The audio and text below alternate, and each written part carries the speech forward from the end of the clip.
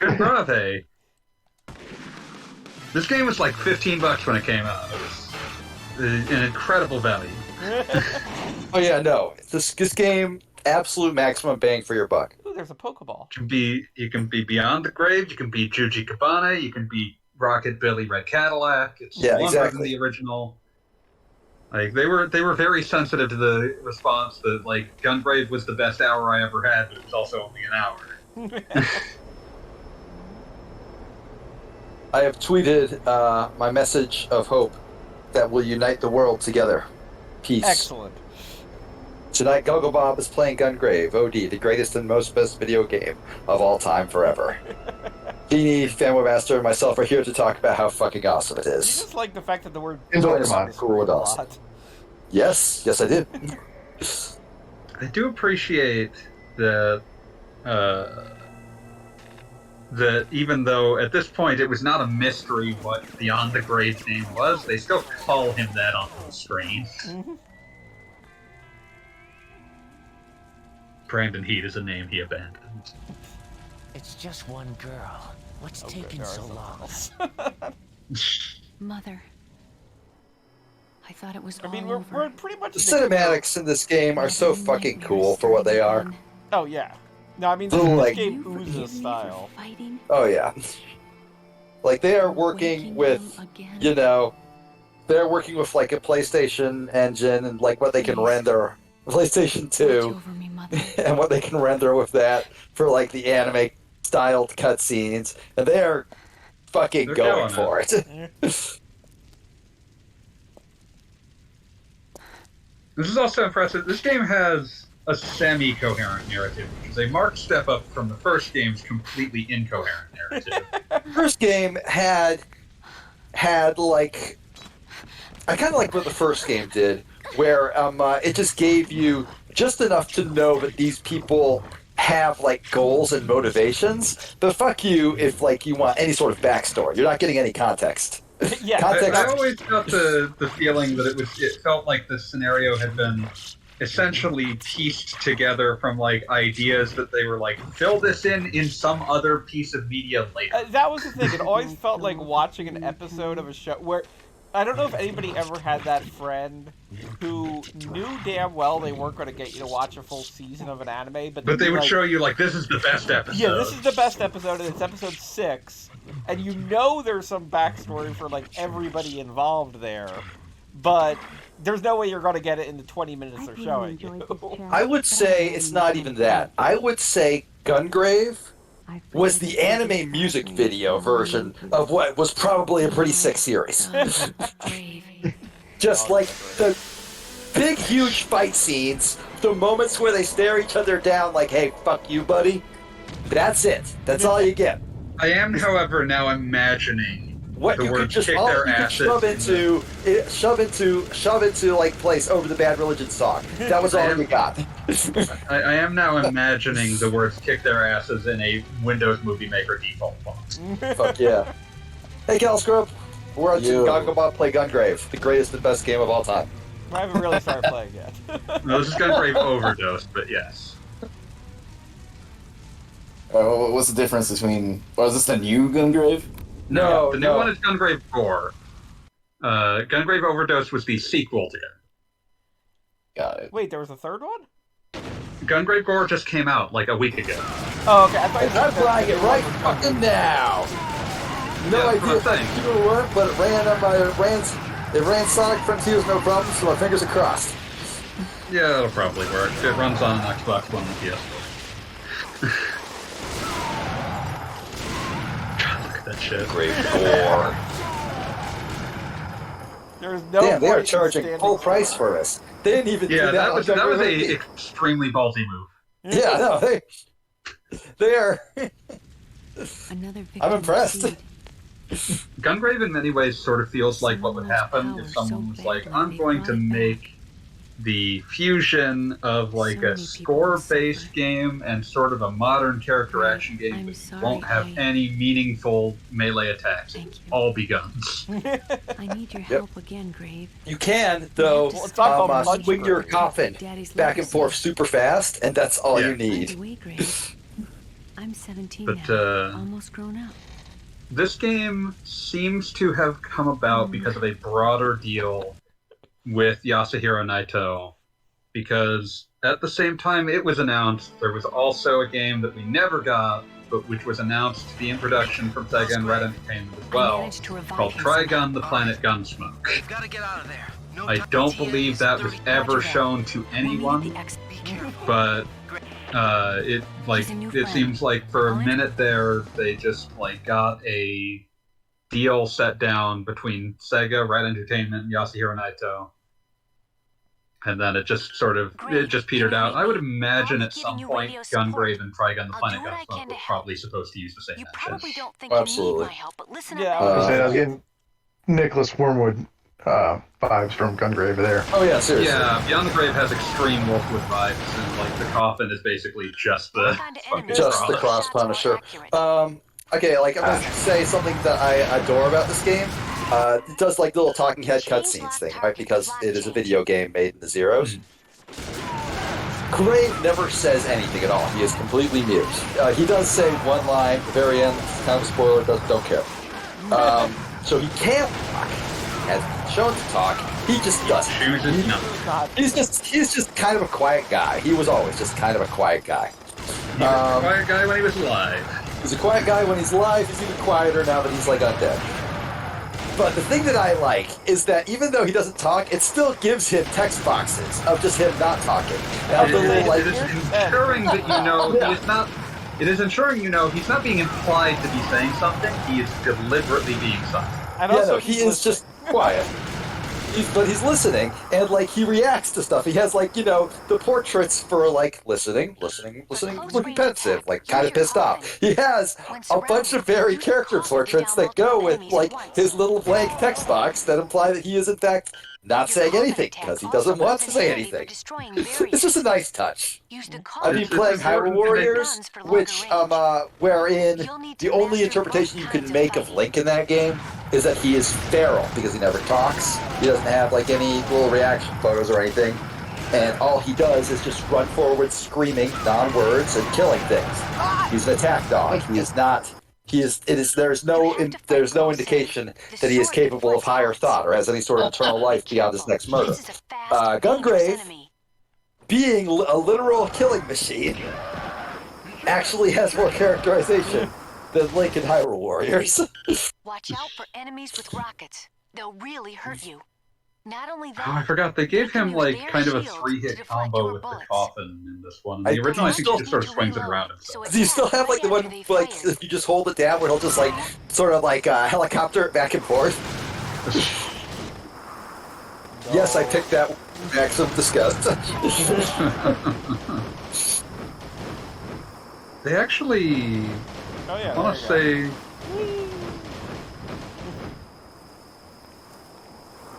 say, at some point official like replicas of these ridiculous guns were sold. That's awesome. Like, Otaku was way too much fucking money. I mean, they're huge, right? They're like... Oh yeah, they're enormous. They're like anti-aircraft guns. They are very large. Cerberus guns.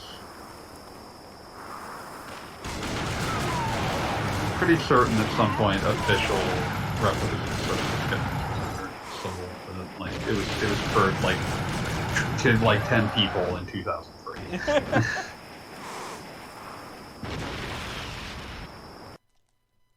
your coffin's armor has been upgraded too. Yeah, like Gungrave is one of those games that like if it was pulled off with anything less than the raw stylishness that Naito was able to bring to it, it would be a worthless video game. Turns out you can actually like get a lot of mileage out of Naito's distinctively broad-shouldered men with very dramatic leans. I reread Trigun not too long ago, and like many of the like pivotal moments of fight scenes, if you just take them like away from the fact that they are fights, they are two men just leaning against each other very aggressively. That doesn't mean they're not awesome. I fucking love Trigun. It's my favorite of all time forever. But like, that is like, something that can be said accurately about it. Does remind me I need to properly read Blood Blockade Battlefront. Hold down the shot button to store up power. You can then fire a barrage of very powerful shots at the Blood enemy. Blockade That's a Battlefront shot was good combo. from what I saw. The second, it's like that had the same thing with like Trigun, where like there was Trigun and Trigun Maximum. I forget what the sequel to Blood Blockade Battlefront was called. Which to use depends on the distance. Trigun Maximum was literally just, the first magazine stopped, or I think we just moved magazines, so we got to rename it. Yeah, I think it moved magazines again for Battlefront.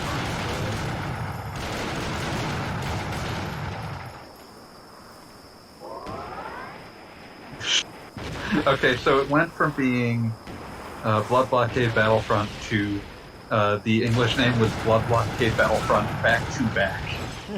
That's beautiful. Blood Blockade Battlefront Back to Back. They were just going for all the B's they could get, weren't they? Pretty much. Also, the 2 is the number 2. Of course it is. Back to because they don't want to have a T in the name, but if they put a number in there, that's a number. That's a different thing. That's a different thing. And it shows that it's the sequel manga. Oh, yeah. Oh, damn, you're right. Good point. It's like Too Fast, Too Furious.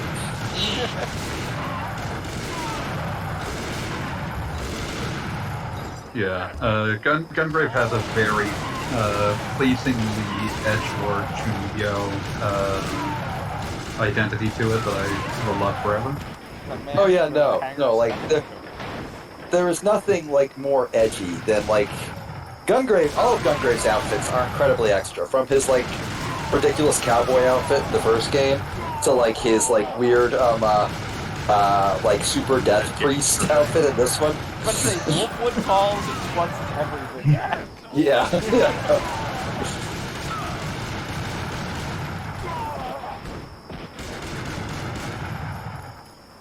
Really nothing saying that he isn't a reincarnated Wolfwood.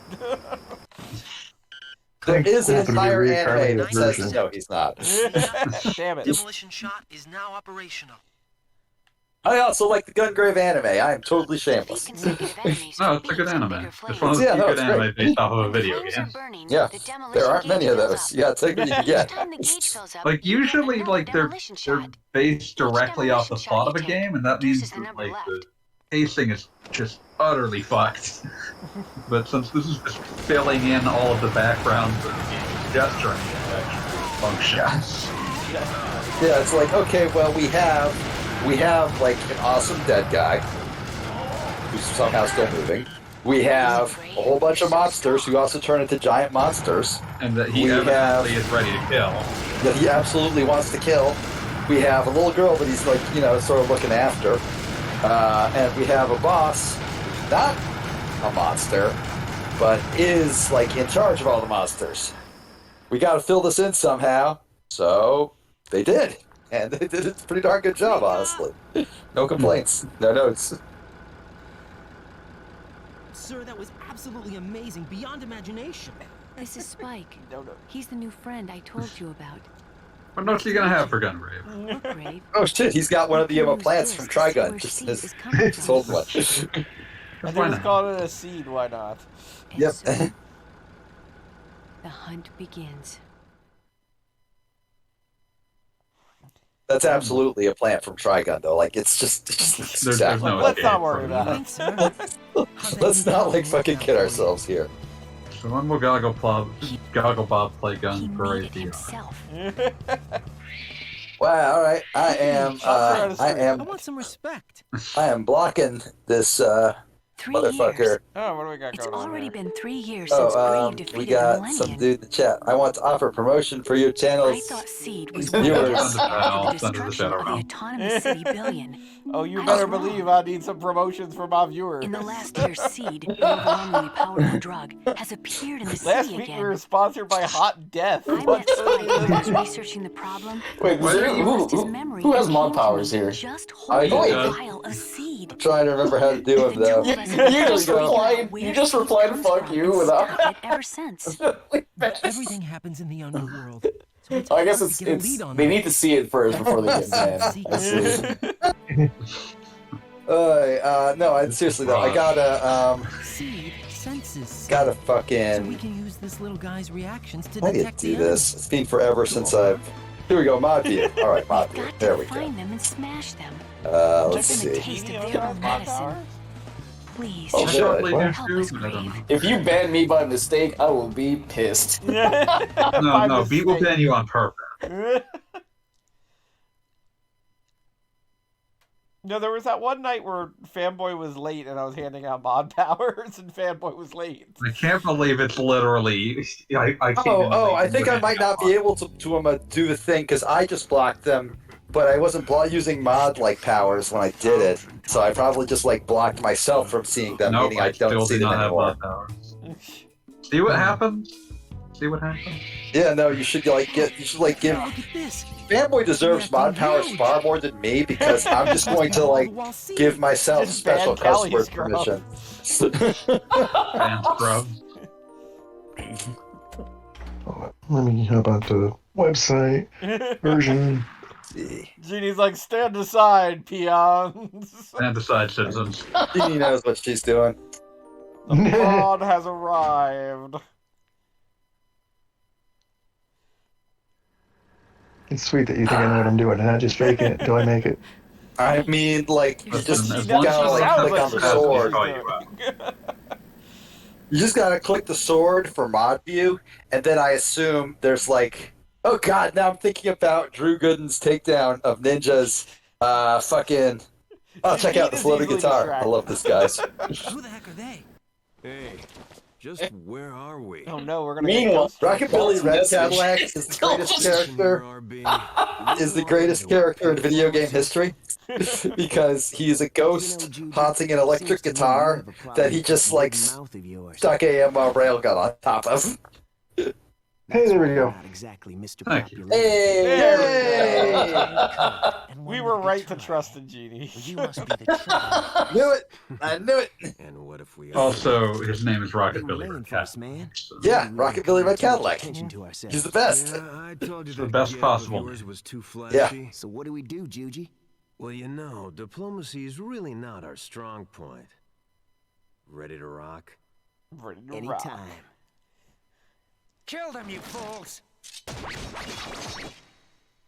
And, like, There are many different kinds of undead, but they are all capable of We're killing. already dead. We've learned. and like the leader of the like gang in this particular scene attack appears to down be there. like a loser version of Pee Wee Herman. Grave. Yeah. Be careful. 2 unidentified individuals have entered the building.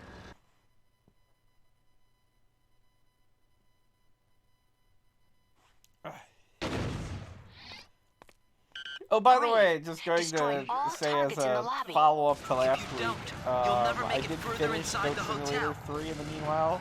I finished I Casino, wasn't aware it had an ending. and yeah, no, it has an ending, and I highly recommend it. It's well worth finishing. Alright, shit. I will definitely play that. Your word. I love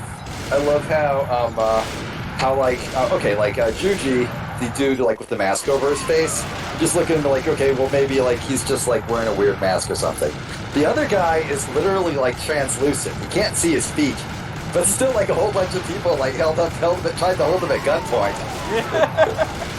Which means that like which means that like he is like very like obviously a ghost. He at no point tries to hide the fact that he is in fact a ghost. And this is a world where they very much are And everybody- aware of that. Yeah, no, like dead people, if you just fill them full of chemicals, they'll come back, be super hard to like put down again. Just a pain in the ass for everybody. But like it's a known and established system. This is like, well, maybe his feet are semi-transparent for some other reason. Yeah, like no, he is just straight up a ghost.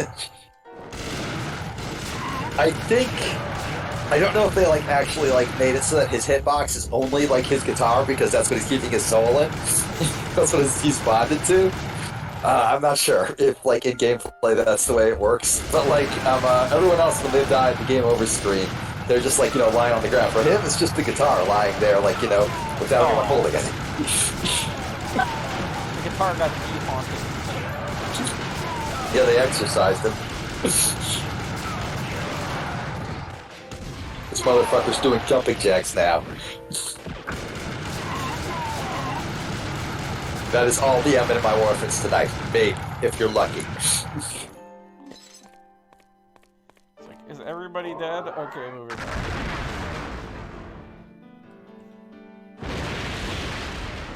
I love his dive roll. Like, that's a thing he can do with, like, 400 pounds of ordnance strapped to his back. He's a big, tough guy. Oh, he's a very strong boy. Are you saying you can't dive roll with 400 pounds strapped to your back? I'm not sure. I never tried. It hasn't come up. Is the implication that he was like kidnapped and broke out, or did he just fall through the floor into the parking garage? I think he just crashed through the wall, found himself in a parking garage, and was like, yeah, this is as good as anywhere else. Fair enough. Yeah, I'm not certain if I played this. In fact, I know I didn't play it. Oh yeah, no, like, it's a game about... a lot of things.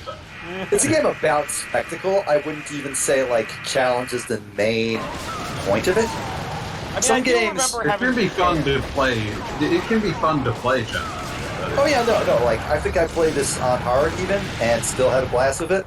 But, like, as far as, like, there are some games that I would say, like, having them on easy mode just kind of makes it, like, way less fun. This is not one of them. Yes, no, things are definitely still happening. Yeah. You're kind of supposed to be immortal to begin with. This is called canon mode? Yes, exactly. This is it's just... like actually playing an anime. It's not like you're going to die in the anime. Yeah. If you die in the anime, you die in real life. But don't worry, you get brought back as a corpse. Man, Can you read me, with Gray? big guns. We got through. Great. You're all right. Spike, where to next? Spike, where to next? I don't know, just go in the direction of the people we're shooting. Take it to the top floor. If you run out of people to shoot, then you go in a further direction. You need to stop moving around while shooting so much because then you're depriving us all of Graves' sick dance moves.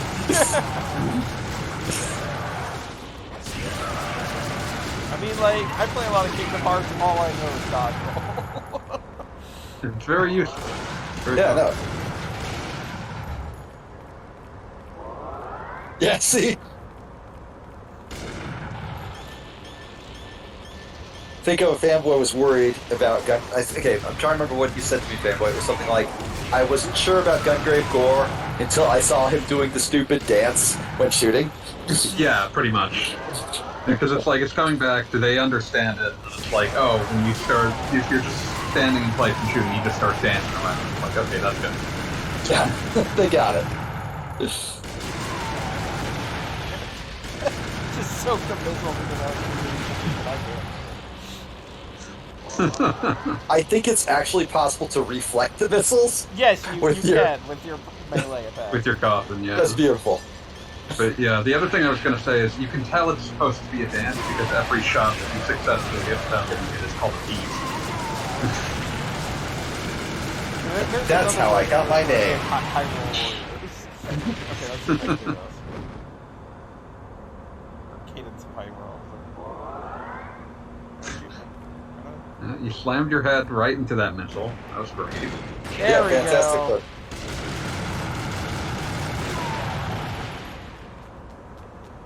You're letting these guys... Oh, beautiful! Just to show. Worth the wait. Yeah, Worth the wait. You soak a few bullets to get that though.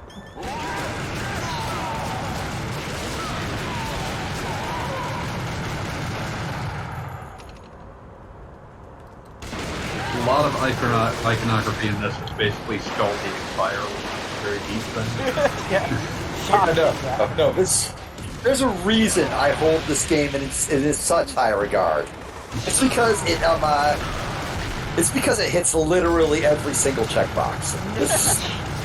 Oh, I see you remember you have the super moves. Every once in a while, I remember that. Get so many of them if you're shooting enough. It's like, might as well. Yeah, no, you're supposed to. I always like the finishing the boss with super moves would do some wild shit. Oh, you have to finish the boss with super moves. I think the 1 for Fangaram is like the most insane thing ever. They hits him with like literally every single weapon inside the coffin. Damn, for bigger, it's Gungrave Overdose. Oh, it's Gungrave Overdose with Rocket Billy, whatever. We're not playing as Rocket Billy Red Cadillac, but he is in this game. He is in this game. They just tried to hold him up, despite the fact that he was a ghost. Gungrave. Overdose. That is a scene that happens. It was a poor choice. Stupid. Yeah, like they're trying to hold him at gunpoint, and he's like, "Guys, I don't want to tell you how to do your job, but you're bad at this." What's going on? I am literally a ghost. But yeah, sure, shoot me. See what happens. There's someone else. They wiped out all the lobby guards. They shoot him Now do the whole. They shoot him do the whole. Character art right there. I mean, Even hotel Speedwagon manager. Enormous man. He's got That's some smoke Kingpin coming. level stuff. He's got That's smoke like out of both sides of his mouth, which implies there's another cigarette deeper in his throat that he's smoking. The one that's like hanging there. Go to surgery ate the just to be able to first smoke 3 cigarettes. cigarettes at once. Yeah. He is the first man in history to master 3 huge blunts at the same time. Exactly. We all thought 2 huge blunts was the limit, but no, we were wrong. You need to watch your step. I'm sorry, I'm thinking of the guy who smokes 3 blunts and he like dies, and his fucking epitaph is like, "Finally gone off that loud."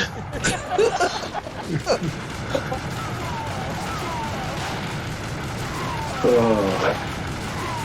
I use the phrase "gone off that loud" in front of my wife, and I think she still isn't sure if I have brain damage. Are you? My wife once said to me, she for some reason mentioned hair extensions. She said, "But I don't think I need them." And I said, "Yeah, you don't need no bitch weave." She just looked That's at why me. you slept on the couch. No, then she just started laughing her ass off.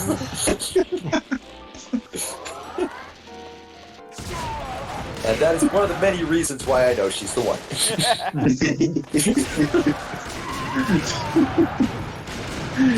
Oh my god. But yeah, no, I fucking love all of Gungrave. I love Gungrave wholly and completely. It is so fucking stupid. It is so fucking great. There is no part of Gungrave that is not exactly what it wants to be, which is the trials and tribulations of a humongous undead dude shooting things with guns and smacking them with a huge coffin. Yeah. The trials. There are trials here. There's tribulation. Yeah. I mean, sometimes he doesn't get to dance as much as he wants to. I remember the first time my friends and I played Gungrave, and like, you run into the first bad guy and you start jamming on the shooting button, and Gungrave Beyond the Grave just starts fucking like writhing around while he shoots. Just hopping and jamming. He has a great time. He's having the time of his fucking life pulling those triggers. It's just like, man, I wish I enjoyed anything as much as Beyond the Grave enjoys shooting people. We don't have any choice, Grave. Break down the wall and go around. Okay, I found a video of all the demolition shots, which are the They're all final. so good. They're all so good, but I am.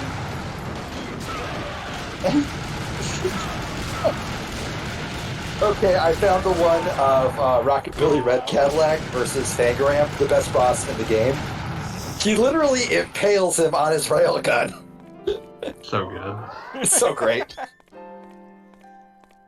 I don't know if I'm going to play Gungrave Gore. I don't know if it has demolition shots, but I trust that it must because it's Gungrave Gore. They know what they're doing. If they know what they're doing. Yeah, I think. In Gungrave 1, like the undisputed champ of the boss fights is Bungie, and then in 2, Fangran probably. Isn't Bungie the guy who became a playable character just because his fight was so hard? Yeah, he's the one he's the second playable character in Gungrave Gore. Okay. And Bungie is one of those characters that I don't think they necessarily had a ton of plans for him when they made Gungrave. I think that a lot of it was designed to be filled in later. Not to say that they didn't have any ideas, but I do think it was very specifically just put the game out and we will fill in other bits later. There's space. Oh, 100%. But Bungie, even in Gungrave, in all of its context-free glory, felt different and special because all the other guys were weird, fucked up monsters, and Bungie was just a dude in a trench coat who hated you. He was your opposite number, and that's where the anime took it. He's like Brandon's fucking apprentice. Yeah. Mm-hmm. Real, the student has become the master type shit. Yeah, and the anime is so good, too. The anime is bafflingly good. Yeah, it had no right to be as good as it was. I think all Night Owl did was just create the really sick character designs and maybe get them Bear's Bones outline. And I think he gave them an outline, but he's one of those people that seems fairly at peace with people doing interpretations of his work. By all accounts, a big fan of the original fucking anime. Oh yeah, no, he actually stated straight up that he fucking loves the Trigun anime and used a lot of the ideas they had for it in the manga. So yeah, that's awesome. It's one of those things. He's very at peace with other people interpreting his work. So he's a good person to get in contact with. So hey, can you just outline some shit? Yeah, wasn't the staff on Gungrave also some of the Trigun staff? That's it was, which would also explain something. I would think so. Yeah. Yeah, because Trigun had a pretty good old team working on it. You know what I'm saying? Yeah, no, Trigun had some serious talent. Yeah.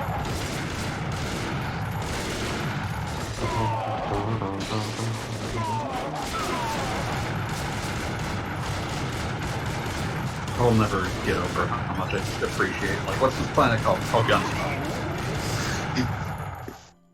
Why is it called Gunsmoke? Absolutely not. Why do you think? Because everybody on it is a cowboy. That's why. Yeah, exactly. Listen, motherfucker, this is the Deep Space Planet Future Gun action that you asked for.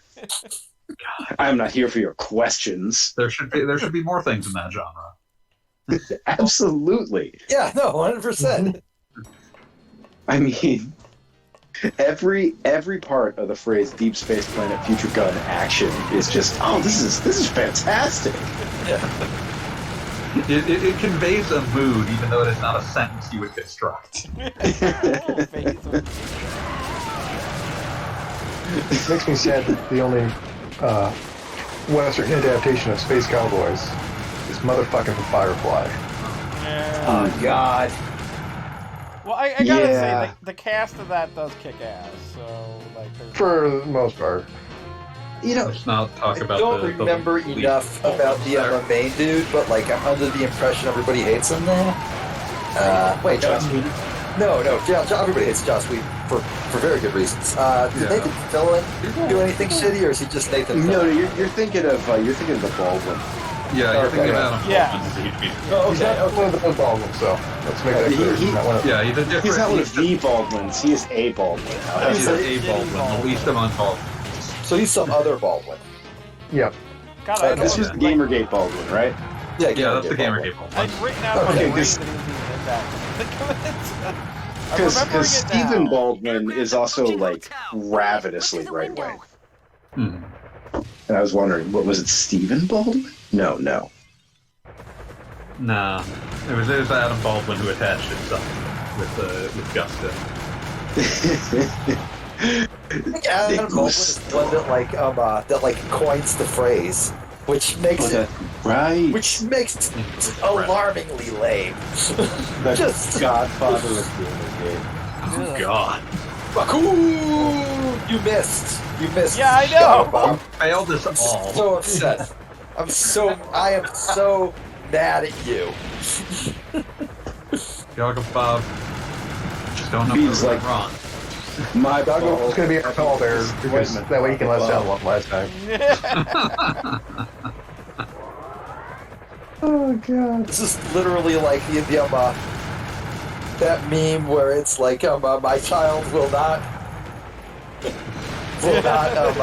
pirate Adobe Photoshop, and the other one's just a QR code to a torrent. That's one of the most powerful memes. Yeah. Absolutely. I also love that those are uniformly. It's always the devil saying, "My child will not." Yeah, it's always Jesus saying, "Actually." No, it's cool from him.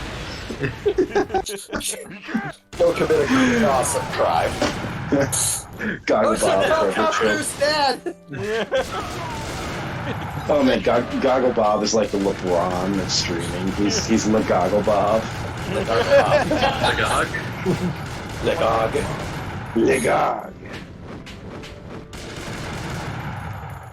I was like you once, and then I met Legog. I'm just trying to imagine that okay, so LeBron was King James, obviously. So what's the Bible translation that gets applied to Goggle Bob? I don't think it would be NIV. I'm gonna go with. I'm gonna say he's the Living Bible, actually. the living Goggle Bob. Yeah. I feel like I'm the animated Goggle Bob. It's a good news translation. Good news for the mod. The thing I loved about the good news translation was that it had helpful explanatory cartoons next to language that might have been too flowery or too metaphorical. And this is also a version that didn't expurgate the Song of Solomon. Oh man! Oh, what? There's also a lot of really just saucy line work of dewy-eyed maidens staring at you in the Song of Solomon. And then there's this one where this I don't know, just some swarthy Lothario is holding a woman in his arms, gazing deep into her eyes, and I'm like, man. You were exactly. The thing about cartoonist, what are you doing? Oh, I'm doing an illustrated children's Bible. It's oh, why? It's because I get to draw this sexy dame in the Song of Solomon. Did the person who commissioned you to do this not know what Gunplay was? It's entirely possible.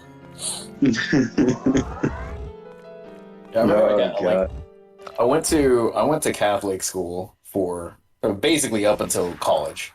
Wow. And I remember, I think it was during the 7th grade. The 7th grade, there was we had religion class. The seal was removed upon the So we have religion class, and usually it's guided. The teacher, Yeah.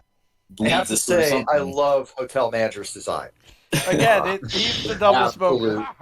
Absolute kingpin aesthetic. Right. Sorry, go on. Okay, so 7th grade religion class. Yeah, there was one week for whatever reason. I guess the second half of religion I forgot class. This guy had a robot lazy boy. This game rules. Go on. Yeah, so it was just quiet. It was a self-study of the Bible, right? Right. Sure. And I went around just to my friends, just pointing out all the lurid parts of the Bible. Oh yeah. I remember, There's a bit where Elijah killed 400 people. Well, it was mostly the sexy parts. Of course. You want to Mostly the sexy parts. Yeah, I think my like the homeroom teacher or whatever at the time, or during that grade, was a nun. And I think she cottoned on to what was going on because I would go to someone's desk and I would point out some things and everyone would just start giggling. She was like, what are you doing over there? She's like from the freaking Nova Scotia missions. Like, bye. You think I've not seen this behavior before? Come here with me now. Like, let's have a talk. Let's have a talk about the Lord has in mind for you. Can you reflect his missiles back at him, I was Bob? trying for a moment. No one can reflect the missiles of the Lord, Beat. Oh, that's true, yes. That is true. Oh, God. Rest in peace, Kingpin. Not quite. Oh, wait, no. He's very spry. He is jumping very tall for a dude who weighs at least 400 pounds. So does Brave, not to jump him either. Yeah. And his arms like a penguin. Oh, look at that slide. Oh, fuck. He's literally the penguin. He's got the penguin slide. He's Kingpin and the penguin. He's a crossover.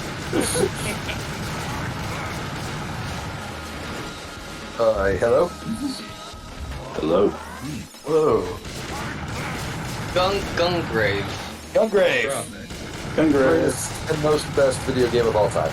I just finished, I still gotta do dishes, but I just finished eating dinner. I've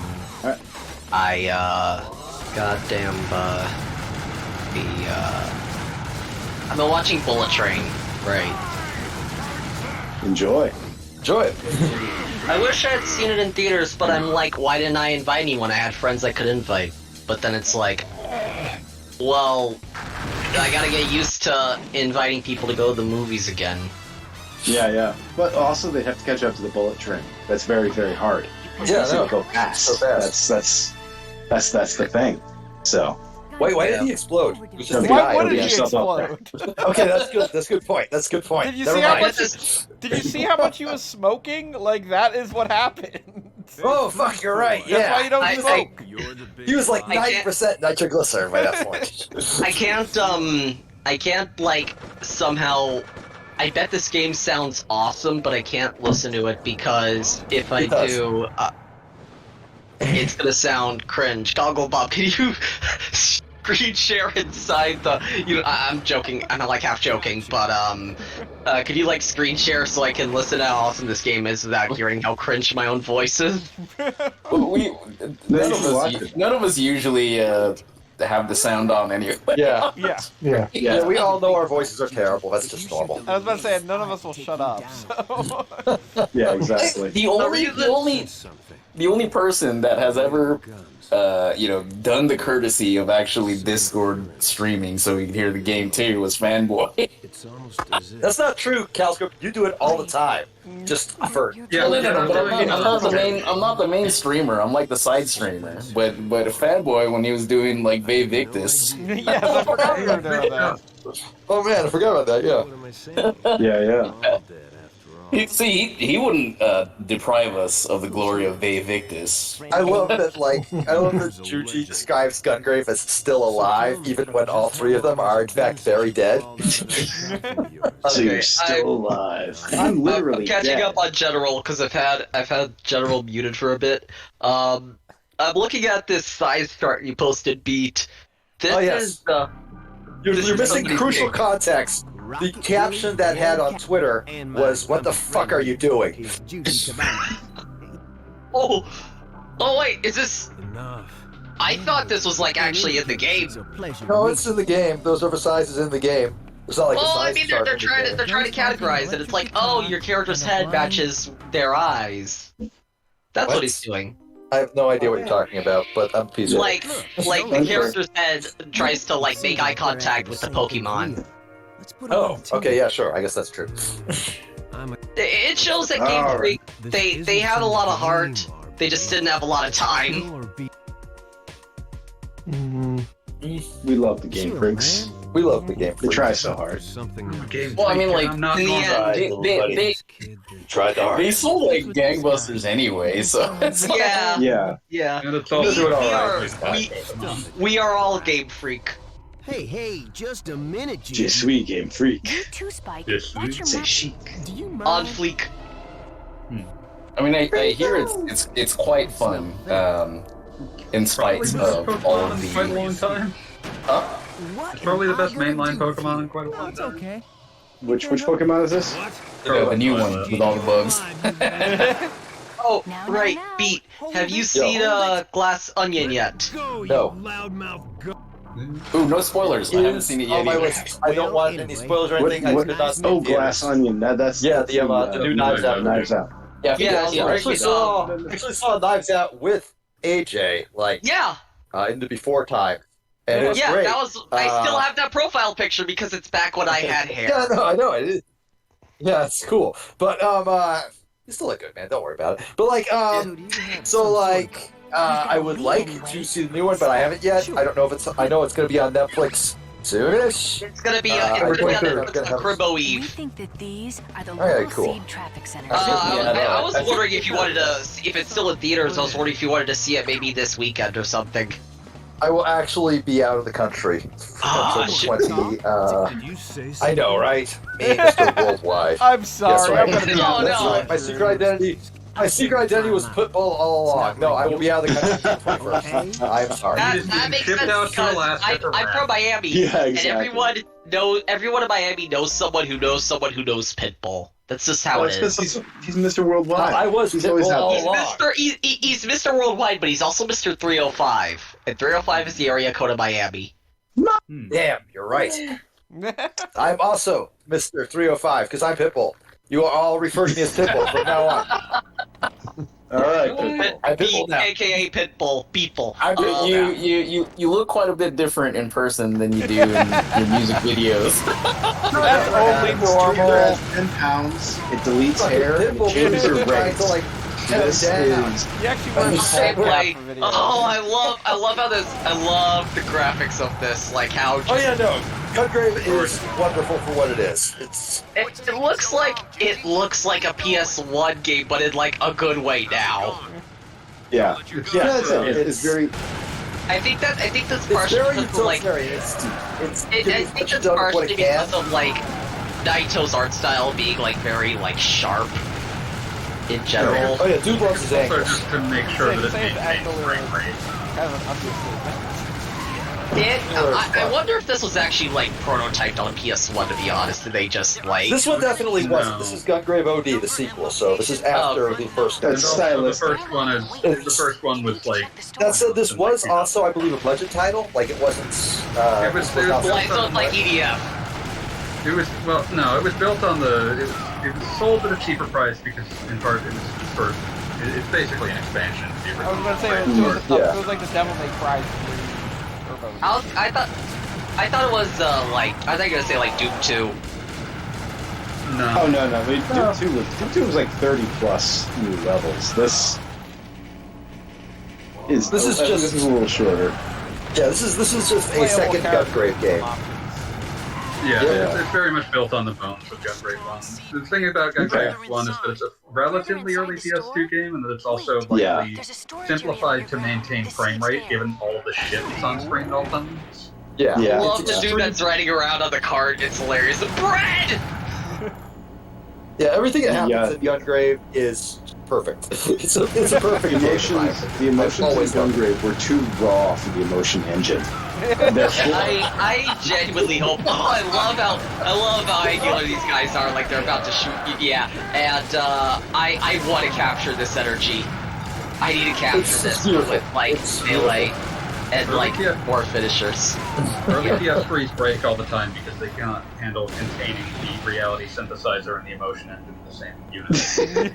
I totally forgot they named their CPU the emotion engine. And then they had the cell processor, and then for PS4 they were like, nope, it's just x86. Or actually, did it have a name? I think it was called like Morpheus or something. Morpheus was the name for the PSVR when it was code name. Oh, okay. There was a different one for the PS4, Orbis, I think it was. The PS4 was not made by a egomaniacal Sony flack who'd been there for 30 years, so it did not have the sense of vainglory that the PS2 and PS3 do. The PS3, it had the cell processor and the much more unsung GPU, the reality synthesizer. Yeah. Oh god. Which is not even a good GPU. Well, neither is reality, so what do you want? Somewhere Raider is like fucking flicking a cigarette into the, flicking a cigarette into the wet asphalt night, saying, and a lot of shops blew up good men trying to code for that piece of shit. Pretty much. Is that a reference to? That is absolutely It's a reference. say. It's a friend of ours. Yeah, friend of ours. I thought it was a quote from something. Oh, yeah, probably Raider. I was like 30 minutes in a bullet train, so it's like, I'm like, oh, yeah, everything's portable now. You ever watch Thomas the Tank Engine? Oh yeah. No, not on purpose. But yes, I have. But like, I watched the weird American version of it, where like half of it took place in like a fucking train station with a jukebox full of puppets. I don't fucking know. I was literally quoting Bullet Train there. I don't know. No, it's like. I mean, the thing I love about Shining Time Station is yes, half the time it's Thomas the Tank Engine, the other half the time it's like it's like fucking British Power Rangers, and you've got George Carlin in there paying his back taxes. Yes. Rest in peace, buddy. This guy kind of looks back on Gungrave. This guy kind of looks like Andre Almeida a little bit. He has the afro. Yeah, he's got the Andre Almeida drip. Is he? Did he sound like Cam Clark? I can't hear. These are innocent people. I don't believe so. They've No. just been taken over. Enough. All right, guys, it's getting late. I gotta pack. God, imagine! Oh no, I just thought. Have a great night, Imagine a collaboration between Suda. Have a good one. Okay, good night. Imagine a collaboration between Suda51 and Naito. That would either be the best thing ever or the worst thing ever, and I'm not sure because I think it would be the thing ever. it'll be a thing. I'm not sure like whose sensibilities would win out is the problem. Okay, so what I was thinking is Naito would primarily just be in charge of, like, character design, like the guy for No More Heroes was in No More Heroes. That's what I was thinking. Like, he would be in charge of the art, and then Suda51 would handle, like, the plot and everything. I suppose that could work. Naito, as like Fanboy mentioned earlier, is very open to collaboration in general. Yeah. I thought for Gungrave well, actually, let me double check my sources. He was not on the writing staff. He was just listed as an artist. I believe so, yeah. Yeah. They wanted to make Trigun. He's like, no, but I'll make some OCs for you. What's the holdup, RB? I mean, they did also license Trigun. Never got that game out. Red Entertainment. I wonder what they're up to nowadays. Let me see. Red Entertainment is an idea company. So, I thought they made like Bonk. Oh right, they do Sakura Wars. Yeah. They're mostly an ideas company. They basically do pitch document concept that other companies actually develop. I thought they were the developers of Bonk the whole time. Oh, was they Bonk are credited on Bonk, but it was like I believe it was developed internally in Hudson. They invented the Oh, concept. I thought Hudson was his publisher, but maybe it was actually developed by Atlas. That's what it says. Red Company / Atlas. Yeah, quite possible as well. Atlas did a lot of contract work at the time. Get out of the way! That's No place to run. That's crazy. That it's technically now developed by by a company owned by Sega, and published by Konami now. Yeah, Konami owns all of the custom birthday games. Yeah. And I know there are people who say, like, oh, there should be a new Bloody Roar, but I'm thinking about the last time, like, 18 and Konami collabed, which could have been a time for a Bloody Roar. We got Castlevania Judgment, and considering 18 always uses the same engine, I'm just thinking, like, a new Bloody Roar from like 2008 would have played like Castlevania Judgment, so I don't know if you really want that, you know. I mean, the actual problem with Castlevania Judgment is it was developed in like 10 months. So. Yeah, and I'm saying like that I don't actually know anything about that one. I Bloody remember Roar, that's the one where like everybody had like a furry counterpart, right? Yeah. A lot of people also really like the gameplay style, so that's why some people have moved on to the Naruto Clash of Ninja games, because the developer rating uses the same engine for a lot of their games. Like, I think it's still even in use for like Marvel 3, and I actually don't know about DNF Duel. Let me see. I don't DNF think Duel is definitely on Unreal. Yeah. I got Bloody Roar and Primal Rage confused. So did I! Don't ever think of Primal Rage. Both involve Monkey. I think Bloody Roar involves Dino. I don't know. There's Primal Rage was Bloody Roar. Primal Rage was a 3D, claymation. One. Bloody Roar is the I only remember this because I was like 14 when it came out. You're about to say bat tits, aren't you? I was going to say bat tits. Yes. Yeah.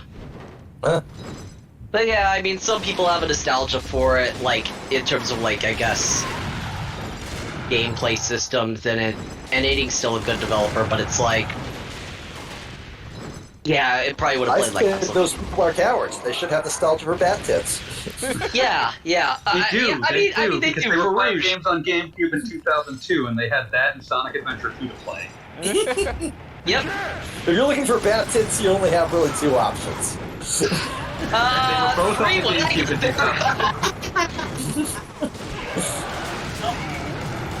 There's that one episode. episode. It's the Batman animated series where Man-Bat's wife becomes Man-Bat. Wait, really? Yeah, I have not seen that one. It's one of the adventures ones. Yeah, that's gotta be New Batman Adventures. No, that's an original. Really? Oh, yeah. I forgot about that. All right. Because I thought, like, wasn't the whole episode, like, everyone's like, oh, Kurt, why are you doing this? And he's like, yo, it's not me. And then it turns out to be the wife. Yep. Like, that's the mystery of it. Yep. And that was a original series. Original version. Man-Bat is the Morbius of DC. No. What does that mean? Nah. I imagine his version of Morbid Time would instead be like in a hypothetical Man-Bat Kirk Douglas solo movies, he would just say, "I'm Man-Bat." I just appreciate. Has anyone seen the Harley Quinn series on HBO Max? I saw the first 10 episodes and then I dropped it because I have this like Van Halen M&M's-esque rule where if they don't have like. If they have Aquaman and he doesn't have super strength, I just drop it because that means they got other things wrong. I don't care enough about Aquaman. I don't care about that. Anyway, as I was going to say, to look into it, but like I haven't.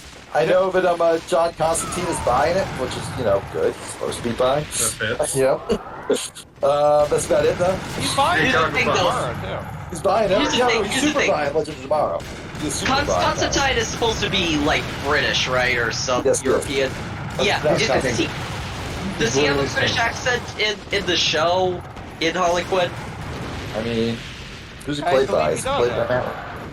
Okay, because like I said, like I'm not really a huge fan of Aquaman, but it's like if they don't get Aquaman having super strength, they got other things wrong that I'm gonna be more upset about completely so unrelated. He played him.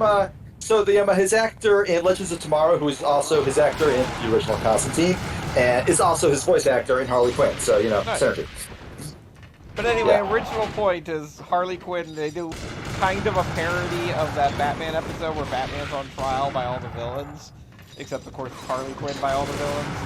And, why would the villains by Harley Quinn? Well, because she's kind of turning good. Yeah, she's pissed off a lot of them. That makes sense. And her lawyer is Man-Bat, who just spends the entire time screeching. That's right. That's awesome. Yeah. Anyways, right. So like, I talked to my friend about this, and they said like, Scarecrow is supposed to be from Atlanta, Yet in that show, he has a British accent. So I don't think he has ever been portrayed with a proper accent. And I'm just saying this as something that annoyed them because Scarecrow is like one of their comfort characters. I mean, I do have to say that Scarecrow, the character who like literally puts on a scarecrow mask to scare people, I could see existing in academia and trying to impress people with a fake British accent. Yeah, I was gonna say that. But and like with Bane, they had like he's in the he has the classic costume, but he has the Nolan voice, which sure I get it because that's the one all the memes use. I was gonna say, but it's it's because like everything he says is funnier like that. Yeah, no, I get it. It's like it's the one all the memes use. I won't give me back my lemonade. Very painful for you. Yeah, but like I think he. Nobody cared who I was till I put on my mask. Yeah, the season 3 runner is that he went to a wedding that didn't actually happen, and he gave them like a juicer as a gift, and he wants it back. Cause like that's so hard. like, it's like why won't anyone give me back my juicer? It was like $150, and the wedding didn't actually happen. Wait, why did the wedding? No, I assume it was like some sort of like trick. Some super the FBI or something. No, I mean, it was an actual wedding, and the bride chickened out, so that was that. Oh. But I mean, like, okay, like, if I went to a wedding, and, like, the groom's standing up there on the, at the altar, right? The bride just doesn't show up. I would be like, you know what, man, you can keep the check. It's all good. Don't worry about it. Right? I don't want to be a dick about that. He's having a very bad day. The least I can do is make sure he has a nice juicer. Yeah, knowing the show, if like Reeves' Batman had come out early before it came out, or and Penguin hadn't already showed up, I feel like if they were to introduce him, they would have made him like Gabagool Reeves Batman core Penguin. I'm not saying that's a bad thing. I'm just saying the writing crew seems like the type. Kill the idea of canon in your mind. That being said, though, I do think like they're really good at like ensemble writing, and I would love to see them handle like a Flash Rogues show or something like that, where it's just like focusing on like Captain Cold, Trickster, Golden Glider. Actually, yeah, they're making a spin-off show that's featuring what is it? Golden Glider? What's Captain Cold's sister's name?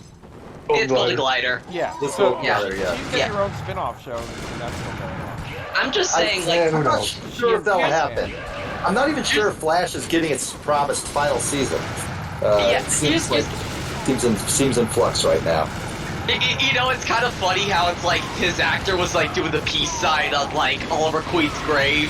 And that's all-time greatest photographs from TV shows. Yeah, but it's almost gonna be like kind of ironic in a sense. Or you know what? God, who is the guy? I don't know what he's got. Yeah, get us on like Barry Allen's grave or something. Stephen Amell and Grant Gustin, who I will say this, both of them are very good at like what they were doing for like CW's weird DC universe. American tokusatsu artists, hell yeah. Wait, they do their own stunts? Stephen Amell at least did enough of his, like all the Salmon Ladder shit. I was about to say that was like in season 1. That was all him because he did like they did like an American Ninja Warrior thing where they had a bunch of like celebrities. That's like what they would call it. They would either do like do the challenge or they would like pledge so much money to whatever charity. And Stephen Amell not only did all the challenges, but also like did the salmon ladder as a bonus.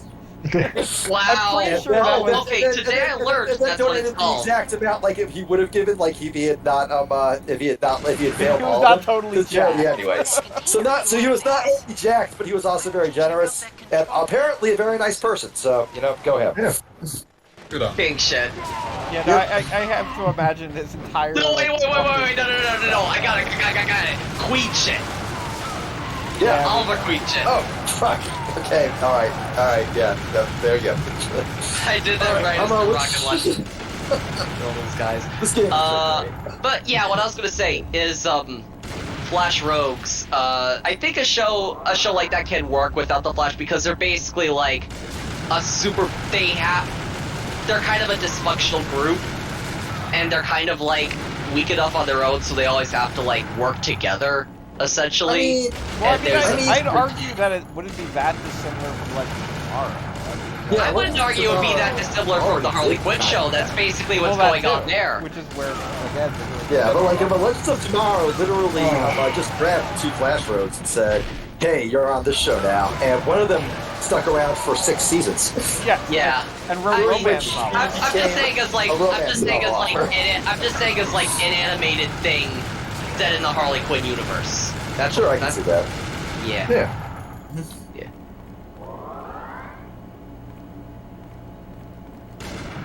Oh, rest in peace, Legends of Tomorrow. You were way too stupid for this world. I love the. I know, right? Like I never watched it, but I love the Barack Obama clip. Make America proud again. The bright side, the bright side had died before it became extremely bad. But that's the thing, though, right? It started extremely bad. The thing is, not every show does. The first season is basically unwatchable. And then they realized, oh, wait, we're trying to be like, as dramatic as Green Arrow, which has some terrible fucking seasons. And like The Flash, which also has many terrible seasons. When really, we're about a bunch of assholes in a time machine. We should be leaning into that. And also, they did. Universe with a gorilla. Yeah, like... Yeah, I'm realizing just now, I don't know how many of you follow, like, Shazam lore. Not really. Anyone here know about Taki Tani? Yeah. Like, just... Really. It's crazy how he's never, like, I mean, I know because it's a different company, but it's like, he never had any interactions with Grodd, like, anywhere. Weird. You think he would, though. Beat, in case you don't know, Taki Tani from the Shazam universe before, like, it was integrated to DC, is just an anthropomorphic tiger. He's just there. Artist was just like... This is important. Yeah, he wears a suit, unlike Grodd, who is, I guess, mostly naked, and, he's like... And it's just... Artist was just like, let me put my persona in here, just because I can. I don't know if it's literally like, different... I mean, like, if you... I mean, I'm not saying literally their persona, let me put, like...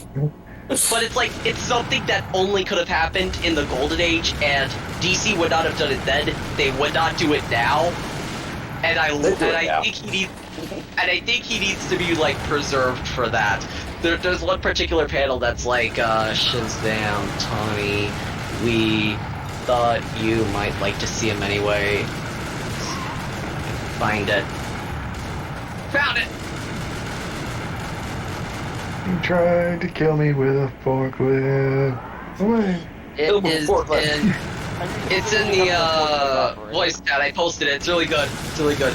Editor's note: Taki Tani, the tiger, has absolutely nothing to do with the story, but we thought you might like to see him anyway. I mean, I can't argue with that. Yeah. Talk about you're getting killed by a forklift. Yeah, you are the strongest man that ever died. Sorry for distracting you, Gogglebob. No. I just expect more from you, Gogglebob. It's just there's so many Do you? forklifts in this room. I had no idea. Do you really? I don't. In my game, you fight forklifts, but they are they have like robot arms, but they don't move because forklifts. Gogglebob, you were shooting the wall. Look, sometimes there are walls with forklifts. Okay. I do love that you just like busted out the rocket launcher. I had for the forklift. no patience for that next, like the fourth forklift. This one's still alive. Is that a limited? Is that limited ammo? The rocket launcher? No, you can rebuild it. Well, you can charge them up. Yeah, it's like I've got 4 shots at the moment, but you know. Well, I take issue with you saying that you expect better from Gogglebob, because during the entire Brave Fencer Musashi playthrough, every time there'd be a platforming section, you'd be like gleeful at the opportunity to watch him fall like 6 stories. Yeah, but that's Brave Fencer Musashi. This is Gungrave. Some things are sacred.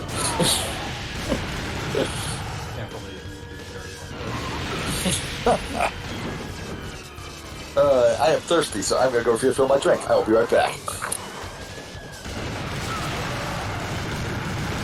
Oh, I just figured out about this game called Gigabash. They're adding all these guys. They actually got the Toho license. That's fucking baller as hell. What's the is there actually a license? I thought everybody has. You do have to get the permission to do promotion. Okay, so free fan games, you can just do whatever. But once you start charging, then you have to get a license. Is that just for all Toho monsters or whatever? Is that a new thing? Wait, I said yeah, and yes, there is crossover art. I was making a joke about the other stuff. Yeah, I know, and I'm saying there's crossover fan art of the two. Oh, I mean, not. There's crossover fan art of things that don't make sense with Toho. I walked through the living room, and my wife has like the TV on while she works, and it was an ad for Sam Bankman-Fried's interview on Good Morning America. You got me to remember! What are they gonna name the new FTX arena name? God damn. It was so hilarious to me that like we did not companies were sponsoring everything they could, and now they're all dead.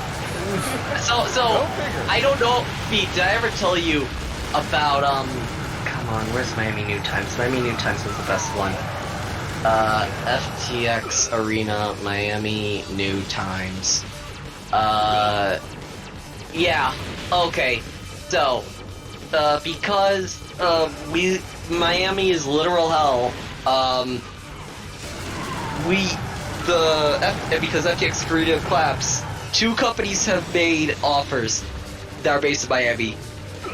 The arena for the Miami Heat will be named either Bang Bros Center, which abbreviates to BBC, or Booby Trap Arena.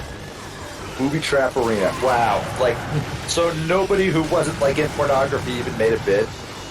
I think all the bids are like private or something. I think they're the only two to like announce their bid. I mean, like, they're announcing it because they know they won't be getting that. Yeah. Yeah. I mean, like, but this is an opportunity for me, right? Because there's no way they're naming it the Bang Bros Center, right? So all I have to do is just like put in a $5 bid for Beats Cool Skull Dome. I can't lose. Here's the thing. It'll just be Amway Arena 2. Oh god, multi-marketing company arena. I have to drive by that shit, like, or when I'm like I'm actually this close to actually getting a car now. But I practice on the I-4 a lot, just to get the experience, and I have to drive by that fucking multi-level marketing arena all the time.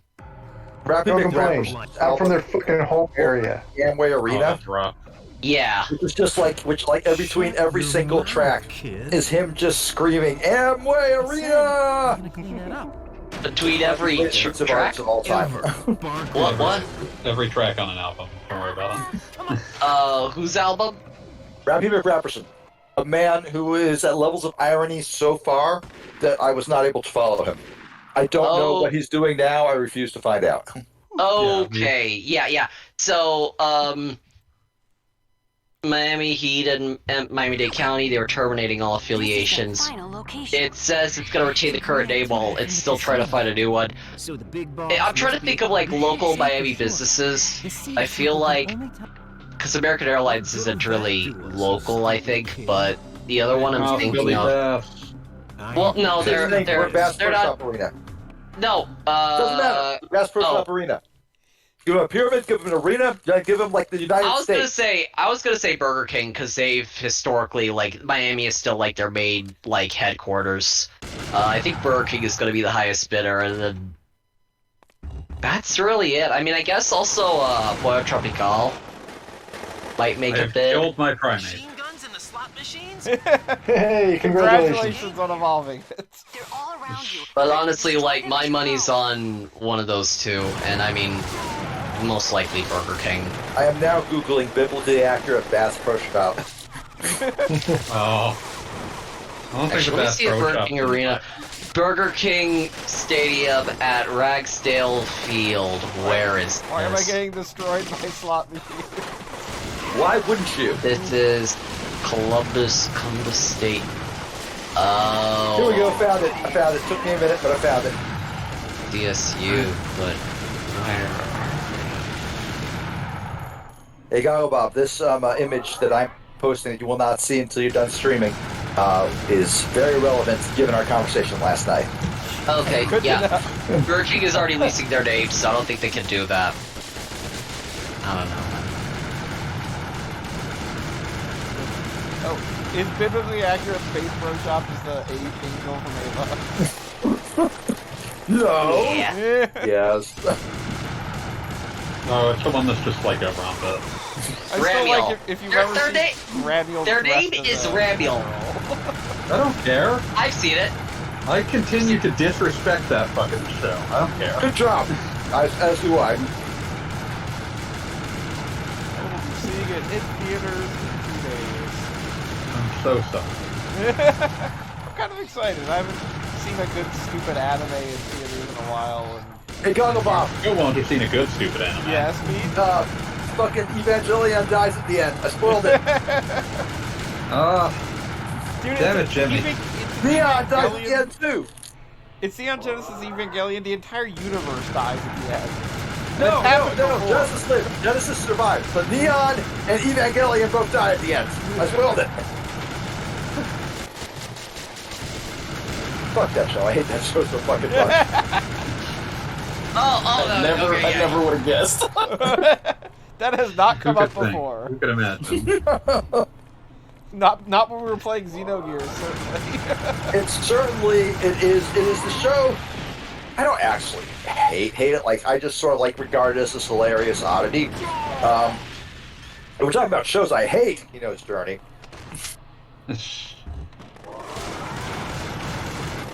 We're not talking. We're not, no. We're watching Gungrave, and Gungrave is awesome. My Pokemon can glide now, and I'm very happy. Wait, what do these slot machines ever do to you?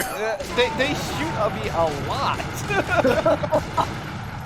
Also, what'd you say, Gago? I said, can you glide because your primate died? Or... No, that's a different I took down another Titan and you gave me the substance. I love that Gungrave can charge his guns, even though they are just, normal guns. He's charging them with undead energy, or maybe he's pulling the trigger. He's pulling the triggers harder. It's like how increasing your strength stat makes your guns fire harder in an RPG. That is exactly how it works. Usually those feed off of other stats. Really? Depends on the game. I mean, in Final Fantasy VII, it's strength, right? Vincent. That's why I said usually. I was actually thinking of Skies of Arcadia, what Gilder hasn't got. But I don't know if that one had a strength stat, or if it just had an attack stat. I'd have to double check. It's different. Maybe you're just shooting more accurate. Yeah, maybe you're just shooting better.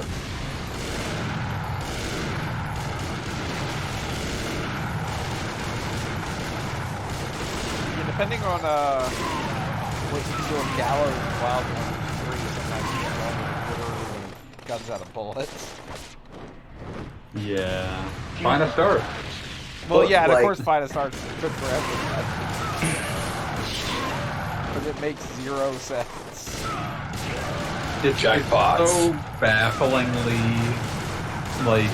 why is this like this? The only explanation, this is the thing I thought about hard because I'm doing the Let's Play of it. The only explanation for that move is that it deliberately makes 0 sense.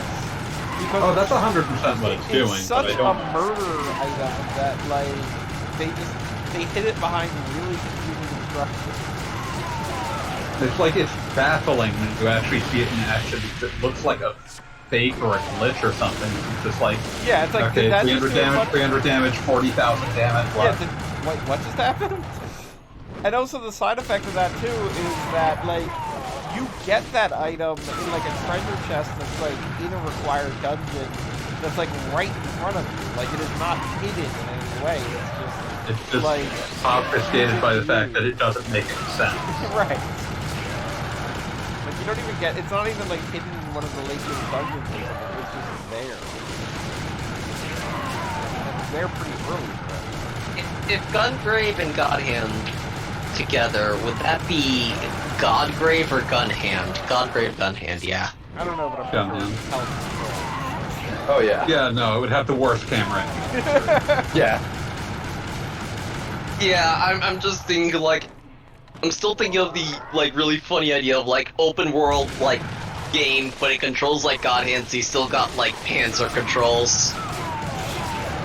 Open world Resident People, I feel like open world that. games It was called still Evil Within 2.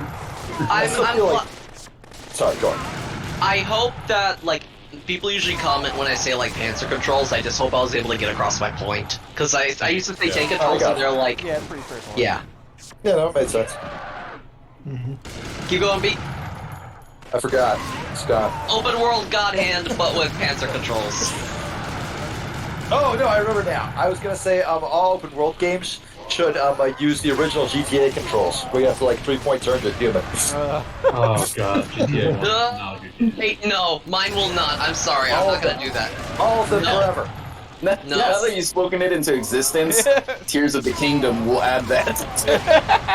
Oh god, I am the architect of my own ruin. Beat creates suffering, even if it's only for himself. I'm willing to I'm willing to suffer as long as I'm making someone else suffer. This is the opposite of altruism. Am I supposed to be doing something in this room, or is this have this many spawns? It just has that many spots. Every time you go into the other room, one side of the room, the other side turns off the lights. Definitely not for the reasons related to draw distance. Which means that it's time to go to the other side because the dude's all popped out of the jacket box over there. Seriously though, I don't remember this room, and I'm not sure what you're supposed to do. Yeah, that's the thing. I mean, this isn't a game with very many verbs. I've shot everything in this room. Yeah. My favorite verb, shoot. Yeah. There was an area in the previous level where just, like, it was showing you, like, move forward and there was a control panel, and I knew damn well all I'd be doing with that control panel is shooting it with my gun. Yeah. Not even, like, press X to control something. It's like, nah. The heinous Y2K bug will bow to me in my glorious rifle. I don't know, like, can you just go out one of these doors? I've been trying. I feel like at this point, like, these guys will just continue doing this infinitely. I don't think you're gaining anything from this. Wait, try jumping over the slot machines. Yeah, like the wreckage of them.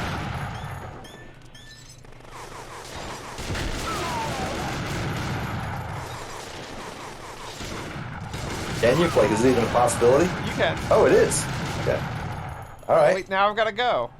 Okay, I guess there was just that many guys who had to spawn. All right, cool. Whatever. There's a place with many dudes. Yeah, there are many dudes in this place. This is a place of great... Oh man, I love like how it animated him as kicking the door open.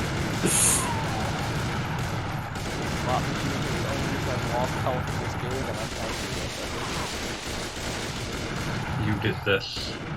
I love Gungrave's gun dance animation. It's so good. Yeah, I guess there just wasn't that much level there because we're already here. There's one room with a billion guys.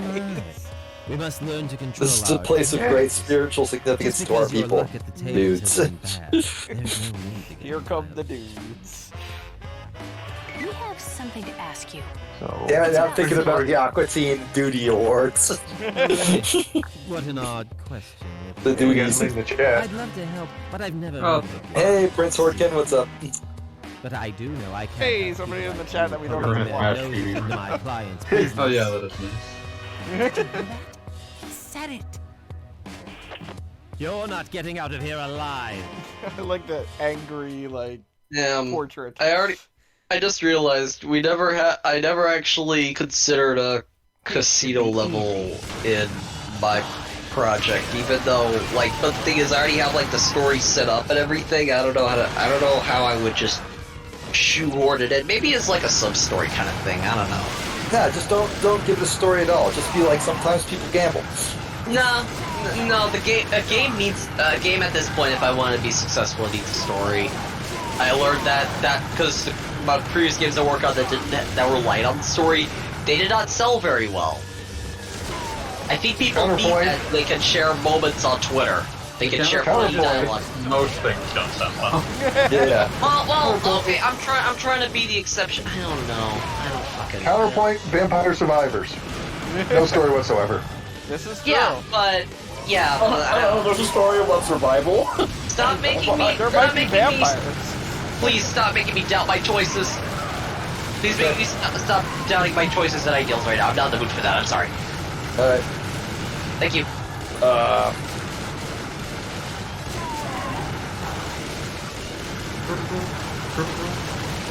Not to make you doubt your choices, but if you considered just like making just some random NPC just say at one point, "Man, I sure love gambling." Yeah, I will probably do that, and I probably will actually shoehorn up things. There are going to be some like levels that are just going to be only accessible through sub stories. The casino would be one of them. A church would be another one. You have to go to a alligator church because a group of alligators is called a congregation. That's the whole of alligator god. Actually, yeah. And the thing is, there's so the religion a lot of alligator people follow is the Church of Sobek, Cute. based on the Egyptian god. Oh yes, of course. Slash Shazam character.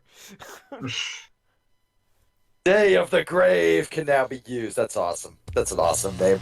This game fucking rules. Great. Well, wait, are all three of them? Wait, how many are there? How many games are there? There are 3 now in Gungrave VR, which I guess counts, but like I wasn't Gungrave VR is a different story than any of the prior games, so it counts. Huh. Is it any good? I'm not aware because I did not play it. Oh, that's a shame. You're the only person I know who even has VR. Oh, Fanboy, you actually have a VR set? I have a PSVR, but it's way back in it's just back at my family's place. He played through a significant chunk of Resident Evil 7. All of Resident Evil 7. Oh, all of it. I missed all of it. But he played through enough of it where he actually had a name for it, and that name was the Hillbilly Sensory Deprivation Chamber. I forgot I called it that. To a man named Richard Wong. Alright. That's all we needed to know. Listen, you don't really think that you I stand by that name now that I remember. That's a good name. Now that you remember it, you think that's correct. Spiritual speech. Now choose the gun or the sword. This cinema scene brought to you by Shaking Character Portraits. Bye-bye. Wow. Wait! He's not putting up a fight. Quiet! Don't give me orders. I mean, this is more exciting We than got the information we talking in needed. Persona, so I'm We cool with only it. kill when we have no other choice. They're wiggling a lot. clear. They're wiggling so much. Well, that's because One of these character designs got recycled directly into Juji Kabane's character design had like 70% of it recycled directly into what Lucky from. That's awesome. An explosion? Mr. Cabane. Are you all right, Juji? I mean, like, I'm not gonna lie, I would be shivering at least that much if 3 guys, all of whom were dead in one way or another, were all threatening me at gunpoint. I'm not certain if a ghost would scare me, if I'm being honest. You don't stop. I mean, like, a ghost with a guitar that is also a gun would be a problem. But That's- just generally, if somebody who's partially corporeal, like, I mean, does not like- scare me significantly. I literally qualified that statement with they were holding me at gunpoint. Yeah, that does make, you know. You may think That implies that all of them were in fact armed. It's just the opposite. How do you know if the gun was loaded, though? We feel. Well, it's actually an electric gun, so if it was making noises, it was loaded. Grave. He literally shoots lightning. Oh, okay, yeah, I have been playing. I have been paying attention to the game. I'm sorry. Don't give me that face. You wouldn't know that because he's playing his Grave right now, and I was about to say, Rockabilly Red Cadillacs. It has not appeared on the stream at any time. Yeah, no, he hasn't appeared yet. Wait, can you switch? Can you switch across all the protagonists? No, each one has their own. Not during the game, which is annoying, but whatever. Oh, each one has their own story. No, it's the same story. It's the same story. It's the same story. They have their own campaign, which have unique scenes. It's the truth. Yeah, there are unique scenes in it, but they're not I think Rocket, certain bosses have certain demolition shot endings if you manage to end on one of those. And Rockabilly has one boss that gets his own that's completely unique from all the others. The other two don't even have a demolition shot secret ending for that boss. It's all just Rockabilly. I believe it's him playing an entire fucking concert. It's incredible. They did not waste the name Rockabilly Red Cadillac on someone that did not deserve the name Rockabilly. Am I misremembering things that have already happened? But the stage 1 boss had a life bar, and I don't think I've seen that again since. Richard, I mean, this guy was clearly. This guy, I think the idea was he's just a casino manager. He's not he doesn't have an abundance of health. That's why he had 4 other guys shooting at you. But giant fat guy and a robot who turned into a penguin. I see. He was a healthy dude. I guess we don't have any choice. Let's go hear what the old geezer has to say. I was reading about the new game and a story thing that it does, and it was one of those things where it's I can't remember if that's something that was added for the new game, that hadn't been revealed before, or if that was revealed in this one and I don't remember it. Does anyone care? I do not play Gungrave for the plot. I can say that much. What about you, B? Huh? I don't know anything about Gungrave. Something from the new game. No, spoil away. At least I think it might be from the new game. But apparently, I think it's the new game that reveals that Bungie and Juji are related. Oh no, that was canon. Okay, that was known. There's actually if you play the Bungie, if you play through the Junji version of this game, if Junji's a character, they actually call each other brother and stuff. So that's so that was known. That's a known factor. Spoilers for 2005. Spoilers for 2005, exactly. Yeah, no, they don't even try to hide it. When they see each other, they're so it's you, and he's yeah, well, we hate each other and shit. The casino owner is telling So no, that is not a spoiler. That is exactly what it's. Wanted to be sure. But yeah, it's I'd the thing that's nice about things that are dumb is that keeping track of what they're doing with their plot becomes just something that's fun.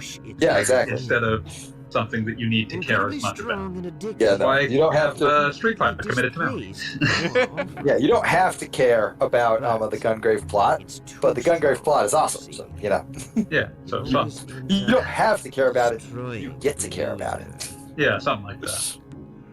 It comes from some things have dense, interconnected plots that must be followed because that is the primary enjoyment, and they can sometimes feel like homework, even if the plot is good. Whereas some things are fun for much dumber reasons, but that also means that if you enjoy the plot, following it is just fun bonus. They've quickly risen to great power using forbidden a new organization. A new organization. Corsione family. Okay, Corsione. I know of a lady in the back is, I want to say Sherry. And now, the dude with the enormous... these aren't the gung-ho guns? They basically are. They really are. The dude with the enormous hat in the back is Fangaram, the one true prince of my heart. Talk like I love you, Fangaram. You're so fucking stupid. Fangoram has motivations, and he says all of one sentence, and I believe he had to rehearse that in the mirror for a week because he's not very good at talking. His motivation is that the player character, have killed people who were already dead, and he does not approve of that. He's very upset about that. He feels that, like, if you went to the trouble of coming back from the dead, you should get to hang around. That is his philosophy. So his one line is, "You kill dead men!" Ape, no kill, ape. But you are no ape! I do appreciate that they just call them dead men. Yeah, no, it's a great name. If we want to get out of here alive, we've got to get to the And like truck. at one point you meet a female Deadman, and Junji's like, "I guess we'll just call you Dead Woman." And she's like, "I'm not here to have the debate. I'm here to kill you." And he's like, "Oh yeah, okay, sure." I respect that. We're not here for a nomenclature. We're not gonna get bogged down by labels here. Just what I need. Babysitting duty. Gungrave's so good. Gungrave rules. Here's a character with not one but two sets of goggles. He's also wearing glasses, so he could theoretically be wearing 3 protective layers. Depending on how you look at it. Yeah. I love the briefing concept. In this level, you're going to kill guys who are shooting at you. Two things. One, it's like that. Okay, it's like that one bit in Spy Kid 2 with the zoom in glasses that just. And then the other thing is detonate them. Detonate them. Yeah, no, fair. The only memories I retained from Spy Kids 2 are 2 things, and that is the God quote. Yeah, the God quote from Steve Buscemi, and the kids falling for like 4 hours in a simulation, to the point where they got tired of being scared of falling and just were bored of it. I almost forgot about that bit. I love that. I think Billy Mandy did something like that too. Yep. Like, you can only fall to your death for so many hours before you just get tired of it. Yeah. I remember seeing previews of the original Gungrave in the US PlayStation magazine before it came out. And they were extremely hyped about the game, and also were taking any excuse they could to just splash the Naito art that they had given. You've been given like a picture of like an undead cowboy strapped to a chain gun coffin. You're gonna put that like it was one of those things where it was like they were like the only source of hype for this video game that I saw, so I respected that.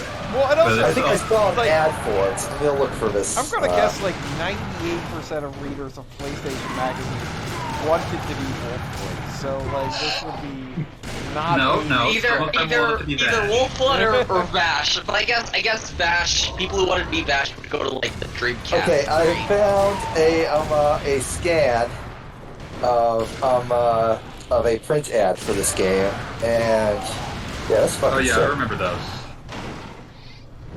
Fucking EGM, am I right? Let me just dump this. But I mean, it was like 2002 when the first one came out, right? Correct. Late 2000. Yeah, so I would say like anime had like it was popular, but it hadn't like reached its peak yet. It was still kind of a niche thing in anime style of games. I don't know. 2002 was when I was in high school, and Dragon Ball Z was very easy to find on TV if you were willing to look at the right time of the day. Yeah, I'm just saying like 2002 was when it like just started though. It just started in like 1997 would be like Saturday morning Sci-Fi Channel. Naruto was 2 years later. Yeah, Naruto was 2003 or 4. 2002 is like height of Dragon Ball popularity. Yeah, that's. I feel like for some reason, For some reason, Naruto felt more like mainstream popularity than Dragon Ball did. I don't know. It's from the era we're in, yeah. I mean, you say that, but I don't know. Probably because I just started college when Naruto blew up. But like in high school, there was like the girl who was my partner in Mr. Barchfield's like physics class. Shout out to Mr. Barchfield. No, everybody loves Mr. Barchfield. Fuck you if you don't like Mr. Barchfield. No, she like would come in wearing her Piccolo T-shirt every fucking day of the week. Oh yeah, I knew several people who had Dragon Ball shirts. Yeah, no, everybody I talked to. Now I know. Like, I know you mean like a shirt with Piccolo on it, but part of me wants to think like Post Boy merch existed back then. But no. Yeah, that would be so perfect. But no. Oh, they whistle. Sadly, no. Oh, they whistle that you play for me. Is that from the Post Boy episode? I'm still in the kitchen doing dishes. No, I am referencing the Malaysian English dub of one of the Dragon Ball movies. Oh, okay, cool. The beloved Speedy dub. They My one friend in college actually had a custom-made Vegeta Badman t-shirt. That's beautiful. I always want to subject people to like a procession of the same Dragon Ball Z episodes dubbed by as many different companies as possible because there's so many of them. There's like that there's that UK dub. No. I know what to do. Dragon Ball Z, like a particular episode, but every line is like a different dub at random. No, that sounds like a pain in the ass now. But no, I want to expose more people to the fucking UK dub, where Piccolo is inexplicably called Big Green by literally everyone. I thought that one was Canadian. No, it's the UK one. The Ocean dub is a different one. No, I thought there was a different Canadian one. There's Ocean and there's Blue Water, I think. I thought Blue Water was Big Green, but I don't know. Blue Water was only shown in the UK. Oh. Okay. I don't know. I'm gonna just. Okay, these exist. All right, cool.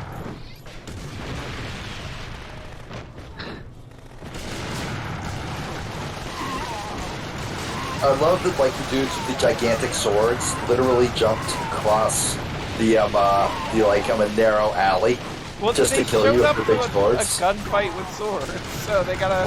gotta close the gap here. They gotta improvise. Yeah, I love how huge these dudes are. It's perfect dudes to just the biggest men allowable by law. The biggest men you're allowed to employ while still keeping them at a rank of heavy type enemy. Anything larger would be classified as a boss or mini boss. Speaking of which, we're trying to clear a way for the.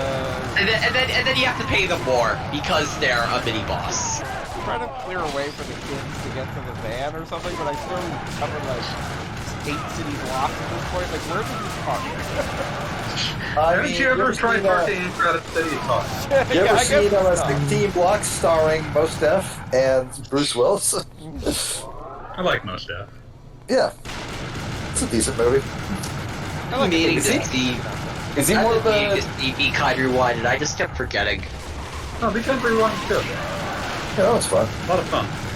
Mos Def was a bafflingly good Fort Prefect. Oh yeah, that was right, yeah. For a lot of the crap that movie gets, honestly, I thought the cast was pretty good. That's a good movie. That's a good movie. I'll say that's a good movie. Like, I feel like it's a vaguely impossible to adapt to. I mean, Hitchhiker, the longer Hitchhiker's allowed to go, the less of a plot it has, until it turns into a Doctor Who script and you regret that it had a plot. I was about to say, even by the second one, it barely has a plot. The second one is just a bunch of stuff that happens. Yeah. And then the third one is partially adapted from a Doctor Who script, but like, I didn't want that. Wait, what are we? For a second there, what? Hitchhiker's Guide to the Galaxy. Okay. Like, the more I learn about Doctor Who, the less I like it. I mean, that's fair. There's a lot to learn, so it's got a long There's a lot to learn and a lot to not like. Yeah, no, there's a lot there. But like in general, I have fucking Chazian, one of the old talking type dudes, constantly trying to like tell me about Doctor Who. Yeah. Kazin, yeah. And every time my attitude is just, fuck off. I had a friend who really was hard into to it be in the early nice, towns. and you are making it very difficult. I had a friend who was into it in the early towns. I deliberately just got on his nerves by insisting that he just hadn't seen. They just lost the serial where they revealed Doctor Who's first name is Larry. Oh yeah, no, that's true. I remember Larry Who quite vividly. Makes perfect sense to me. Yeah, exactly. In fact, he was named after a talking Christian cucumber. Larry Boy.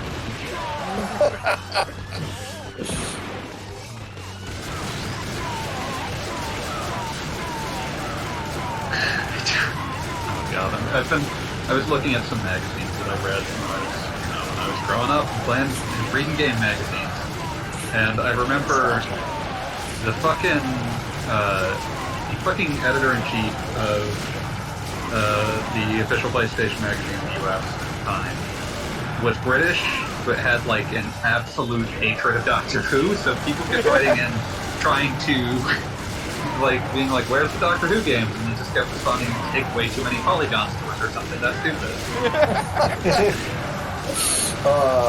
God bless that man, whoever he is. Yeah, just very funny that they just got more confrontational. So, okay, the most I ever heard anybody talk about Doctor Who, this is including, actual conversations with Smiler, was when I was in college, Smiler, I think, watched a couple of them. Smiler watched a couple of them. It's one of those things where it's like, he's keenly aware that most of them are bad. Yeah, no, he is. Smiler's great like that. But no, the most I ever heard about it was I was in a Panera Bread studying for a college exam because they never kick you out and they had good Wi-Fi, right? You could get like a sandwich and a soda and then spend the next 6 hours there and they would never bug you. Fucking awesome in that regard. And I'm just sitting there, studying away, and there's this dude, who just looks like, when you look at him, your immediate thought is just like, oh, this nerd. And he's got this girl hanging on his every word. She clearly thinks that this guy is the shit and everything he does is legit, right? Did he have a huge scarf? No, he did not have a huge scarf. He did have the classic nerd goatee, which many nerds get when they're trying to be what they think might look cool. And he's talking about Doctor Who, and he's been talking about Doctor Who for 2 hours at this point. And this girl is just nodding along, like, yeah, no, absolutely. I don't know what she saw in him, but you know what? I think he might be really real. It had to be something real to her. Maybe he's just really good at that. I don't know. I have no fucking idea. But no, he was on about fucking Time Lords and shit, and I'm just sitting there trying to pass my calculus class, going, all right, whatever's going on there, I don't want to know. I'm just aware of it. I'm just going to continue doing what I'm doing. Best I can do. I pretend to not see it. Yep. I watched an episode at the time because, a friend wanted to watch it. I watched a few episodes. And I vividly recall one of them because it was one of the dumbest pieces of television I had ever seen. And it was something about, time paradoxes causing dragons to attack a church, but dumber than that sounds, and worse than that sounds. I mean, that sounds pretty awesome, thank you. I know, that's why cool. I need to confirm to you that it was much more boring than that sounds. Yeah, that's from, what's his name? Eccleston's run. Yeah, that's from, the Ninth Doctor, right? Yeah. But yeah, that episode, it's one of those things where, the most rational Doctor Who fans I've ever known. Even the good seasons have tons of episodes that are absolute trash like that. Yeah. But yeah, it's one of those things. I did see the occasional episode that was that was pretty decent. There was one that was There's one that Doctor Who was basically not even in, that was about evil statues that worked about as well as you could with BBC's effects budget. Oh, that episode's actually I've heard good. about that one, actually. Yeah, that one is actually... That was the one I saw that I was like, oh, these can be good. Yeah, that was like, even I know about that one. I've never actually watched it. That one's just a short horror piece that Doctor Who is at the very edges of. Alright, yeah. And, like, that one was actually good. I love me my short horror pieces. I mean, like, you've all seen me go out at length about this house has people in it. And the, and the I haven't, but I don't think I have directly, but I know about it, and yeah, that seems like your jam. Yeah, no, it's incredible, man. It's fucking amazing. I don't think I've ever been able to get through the whole thing, just like... Because it's like such a... I mean, I respect it, but it's like, yeah. Yeah, I'll maybe check it out eventually. It is a difficult watch, because it is... Alright, like, if you take, like, all the, like, extra shit that you definitely don't need to watch, it's literally basically just Alan Resnick screaming in your face about the dangers of alternative medicine and like the mentalities that like those are born from. But watched all by itself, it's literally just, hey, what if a super fucked up thing happens to this random family just in the middle of the day? Wouldn't that be fucked up? Yeah. Wouldn't that be fucked up? Yeah. Like everything about it, just like it nails it. It nails the entire. Oh shit, that would be super fucked up so well. Yeah, I wonder what Alan Resnick has been up to these days, to be honest. He did another short quite recently about, amazingly, about him just being in a house. That's how Alan Resnick ended. Yeah, no, it literally was just like him in a house doing weird shit, and you couldn't stop him. He's like, you can't make me leave. It's a very minimalist production, as most of this stuff is, but very worth watching. I think. I really like the two I really like are Live As You Are Now and God, what's the other one? Save It to Your Desktop. That's the other one I really like. That was more of like a stand-up routine kinda. I like the multimedia stand-up routines kinda where they mix like PowerPoint and other, well, not just PowerPoint but also like what he did with the fake desktop and everything. Oh yeah, he's done a couple of those. He did one that was just like this virtual pet that kept asking to be allowed to use the internet, and you had to keep telling it no. A straight-on attack won't work. I believe it. And I love that you are now fighting two bulldozers. That's twice as hard for fighting one bulldozer. I mean, let's be real, okay? This bulldozers, the human equivalent of a bulldozer. Two bulldozers is actually going to be like the first like boss of my game, and the difference is that I'm going to try to go for is that you can ram them into one another. Can you do that here? I believe you can, but like they don't damage each other. I don't think. Well, I'm trying to have them damage one another just because I think that's because what I expected. But yeah, no, Alan fucking Alan Tutorial is a masterpiece on its own. Unedited Footage of a Bear is just a fantastic example of the shit you can do with the shit you can do with an actual budget.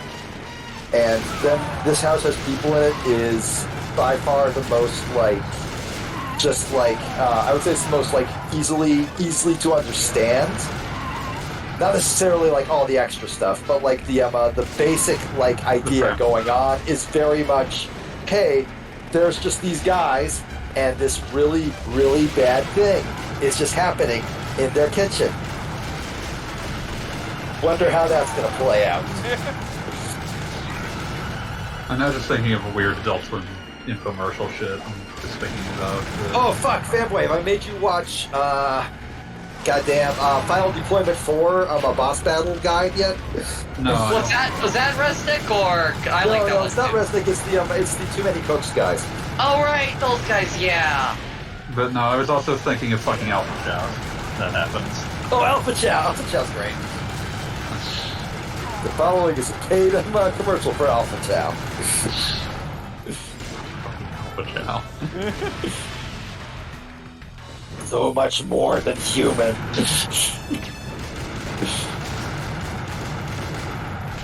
Trying to figure out what Adult Swim shorts I can get away with making legally canon for my, or making like, or legally get away with like making canon for my project or whatever. You just have to say someone has Lynch disease. Yeah, just say someone has Lynch disease. Yeah. Yeah, that's gonna be a sub-story, and it's gonna be like, hey, you know, alternative medicine bad, still. Fair point.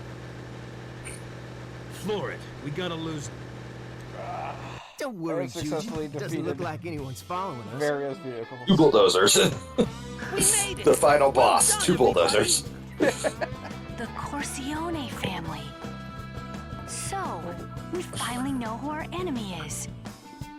So we finally know I our just enemy. realized, the little kid has the cat smile going on. Yes, That's adorable. let's go to Metaslika. I love the idea of like him just like doing his like, you know, anime nerd shit while Grave just sits next to him, completely motionless, but his disapproval all too apparent. Come to think of it, isn't there like a way to level up in this game or something? No, not really. I don't believe There so. wasn't in this one. Not the original. Give a man who's lived so long yet another chance to make a fool of himself. Actually, wait a minute, I've got the box right here. I swear there was something like...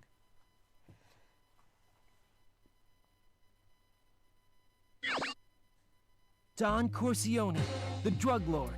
Kill His with real name is elegance to Denito gain points and Corsione. unlock hidden moves. All of Metaslika is under his control. The area is known as a scenic tourist spot. That's a but he's bullet made point it on the the center box. of operations. Whew. Cool. Looks like we hooked ourselves a big one. Another mafia organization controlled the area until recently, but they gave up all of their territory after only a few weeks. I think I smell a rat. So I actually like. So I'm replaying Age of Calamity, right, Fanboy? Yeah, you He has a As private I army. do. Probably wants to be more than just a drug lord. And like I get to like a level, one of the EX levels, the DLC shit, where it's you are hard locked on your characters picks. You have to play as the 2 Gorons, both of which have absolutely styles that run completely counter to like my just press the buttons really fast. I was going to say it's like counter-based, right? I am no, not exactly. It's just like there is actual strategy for every character not named Link, and that is an anathema to me because I just want to like run forward as Link and cut everything to ribbons. Family was allied. Noted. So I like to say fuck it. I need to actually know how to play these 2 if I'm gonna even beat this level, because I do want to like beat this level. So I go and look up a character play guide on fucking YouTube, and I watch it, and then I'm like, wait a second, this entire channel's dedicated to this. There's like a bunch of these on here. So I just watch Mifas, and I'm like, oh shit, I have no fucking idea how Mushas are supposed to be played. Now it makes sense. Of course. It's Usos. This isn't good, Mika. I've never heard it said out loud before, so thank you. These guys are different from the enemies we've been fighting. But yeah. So what have you been doing wrong? Are they Everything. Okay. Apparently, He was pronouncing Literally everything. Muso as Musho. Like who? Other than that. we go? The enemy's Oh. waiting for us. no, I was saying Muso. I don't think I said Musho. Right now, I heard you say Musho. Well, Can I ask I guess I must have that. But either way, no, like, no. Apparently, like, there are all these things I'm supposed to be like keeping track of, and I haven't been keeping track of any of them. And I'm just like, oh, well, so We don't have a prayer. I have no fucking idea what I'm doing then. Wait, does that mean Link is just overpowered or what? No, Link, it turns out I'm playing perfectly because Link is the simplest character in the game. Yay! Turns out you can just run forward and press the buttons, and he will kill everything. So he's not the best character, but he's the character that requires the least mod. He is the He's character Gorilla. I So most this is want the to plan. play because he is the guy who will run forward and slash things very quickly. Just like the real thing, yeah. Yeah, pretty much. Go! Time to fight soldiers who know what they're doing. Get your ass! These guys are getting Oh fuck, is this where we fight Zell Condor Brave? Yes, his actual name. If I remember correctly. I don't think you needed to clarify that in the game, where we repeatedly discuss Rockabilly Red Cadillac. Look at me, how overwhelmed I'm being immediately. A lot going on. These soldiers are like twice the size of normal. Oh yeah, they're huge. Oh fuck, he returns in Gungrave Gore! Oh yeah. That's the thing about when you kill people who are undead to begin with. Oh no, he's not undead. He's a guy. Everybody in his unit is a guy. And wow, like I believe his battle like consists of him like flying around the room on like these chains. He's got like 8 hook shots or something. I don't know how the fuck he does it. But like before you kill him, he just says, "Nah, I know what I'm beat. I'm done. You're good. Just walk it. Go do what you want. I ain't gonna stop you." Then he just like tells all the surviving men, "Hey, we're taking a break. Going on vacation." Time to go.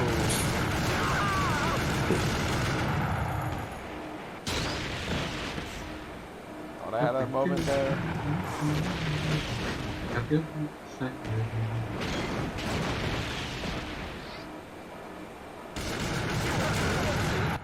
Now, blow away the enemies outside and get us out of here.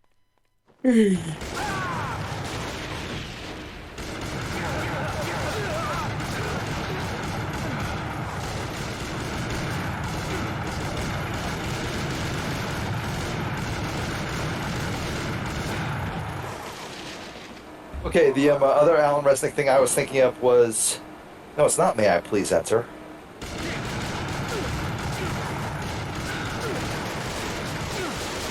Oh, okay. Entering, that's the one I was thinking of.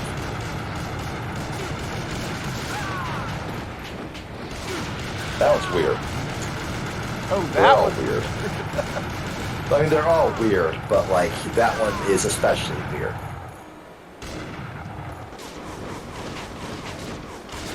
I think one of Alan's fixations is just the idea of like there being something like innately wrong about being in a space where you know you should not be, a space that is not yours.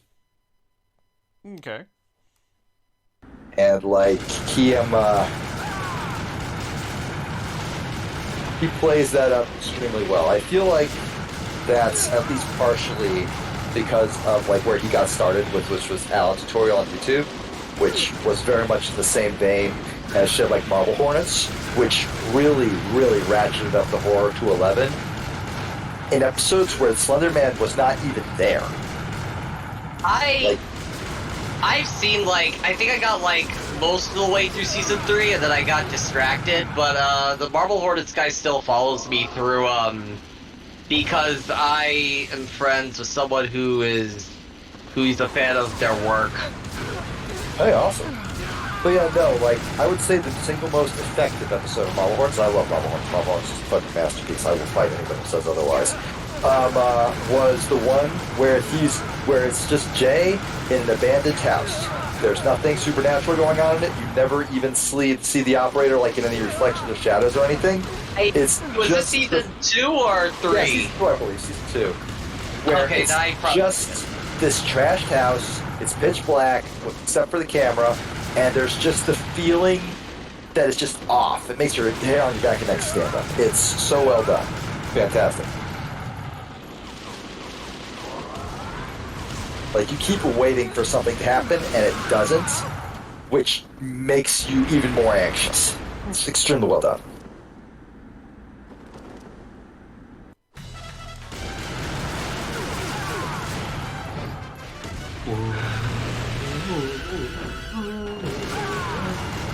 I love the black and white camo.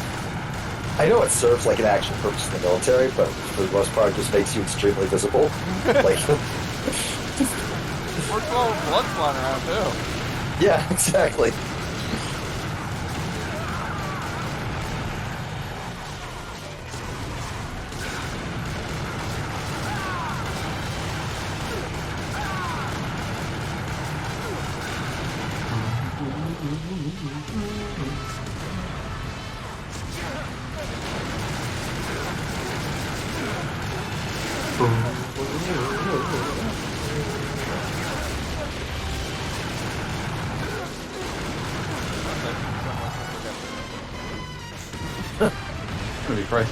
You only need one. Oh yeah, really, God. What do you think this is called? Gungrave? Is that what this game's called? Every once in a while, it's swing around the coffin thing. Swing around my coffin. I'm great. Chicago Bob, what are we playing next week?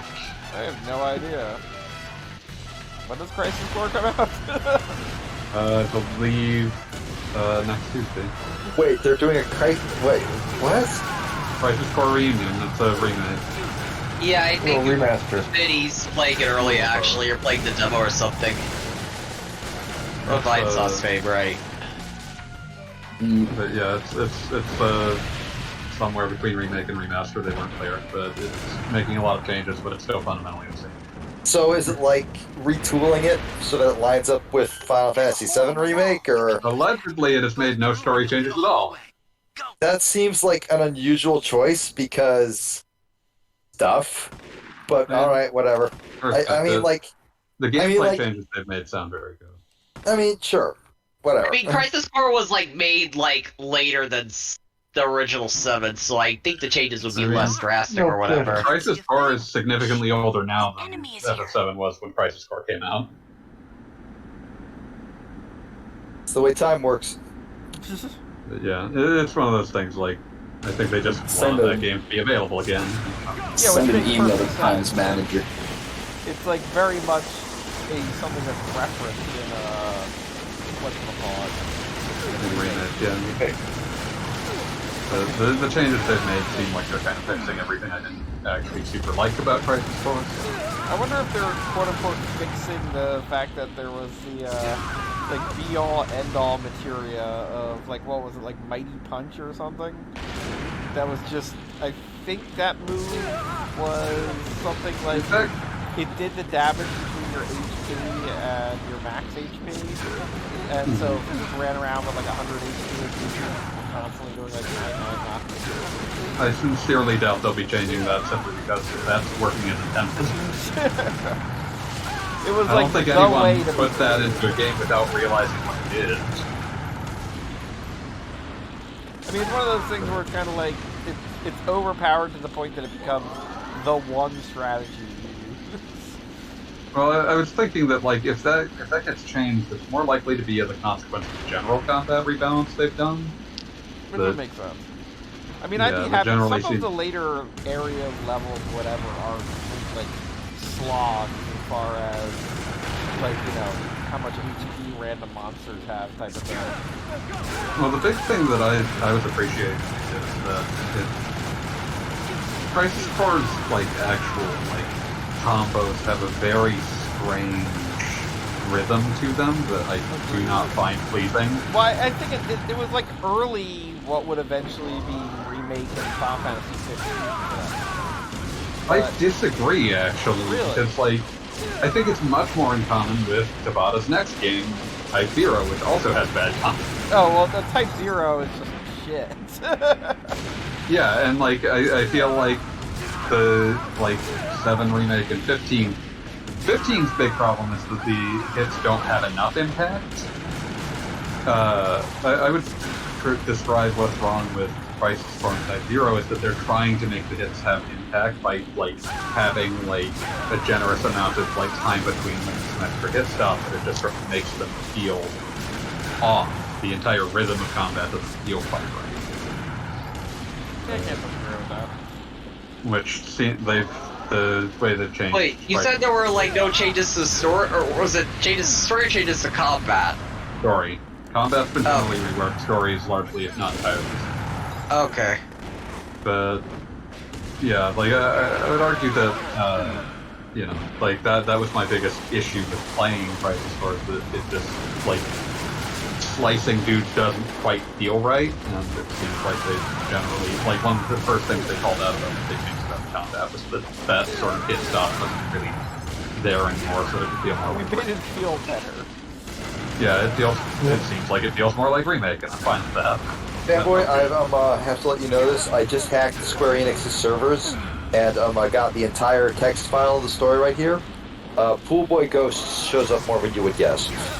Pool Boy! I don't get it. That's for this. Don't worry about it. Let me search Crisis Core Pool Boy. Oh, that's gonna end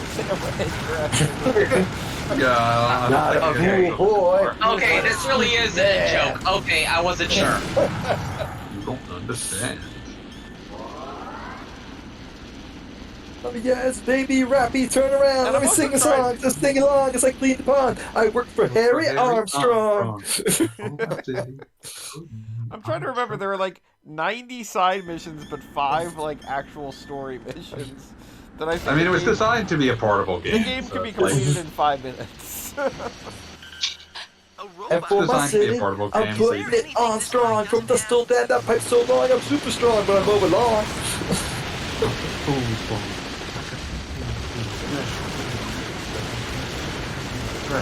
Dressed in the fishnets, spandex, man sweat. Open up the Steve Great, fellas at the PH.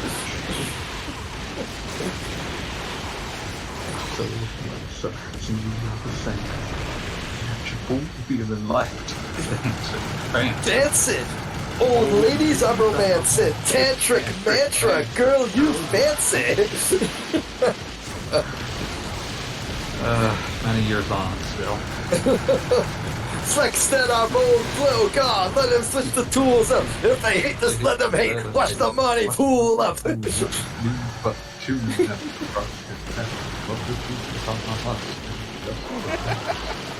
Hey, okay, I don't think I want to know now.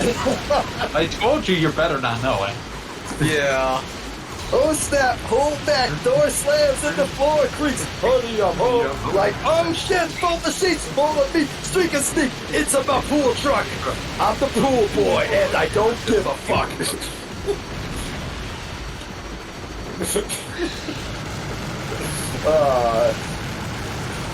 So yeah, that's that combination though.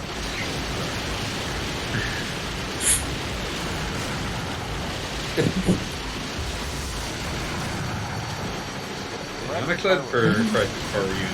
You want to stream some of that? That would be good. I mean, you're going to be on vacation for the next 2 weeks, right? I am, yes. Leave the country for non-Bitcoin reasons. But also for Bitcoin. But mostly Well, to there's punch always people who reasons. go out. Well, Beats leaving the country to punch people who have Bitcoin. Excellent plan. You're right. You found me out. I am flying to Sam Bankman Frieds.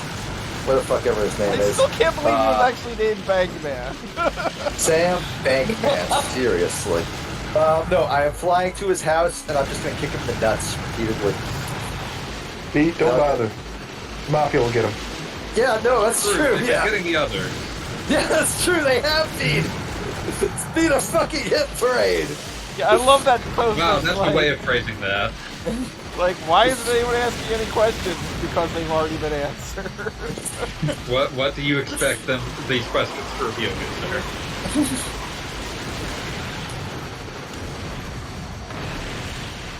Big, you've ever noticed how Bruce Wayne and Batman have been like the same movie?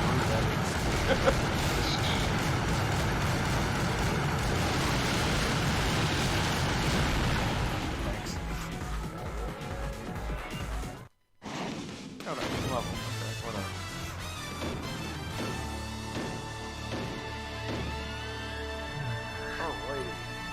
Alrighty. This game is longer than I remember.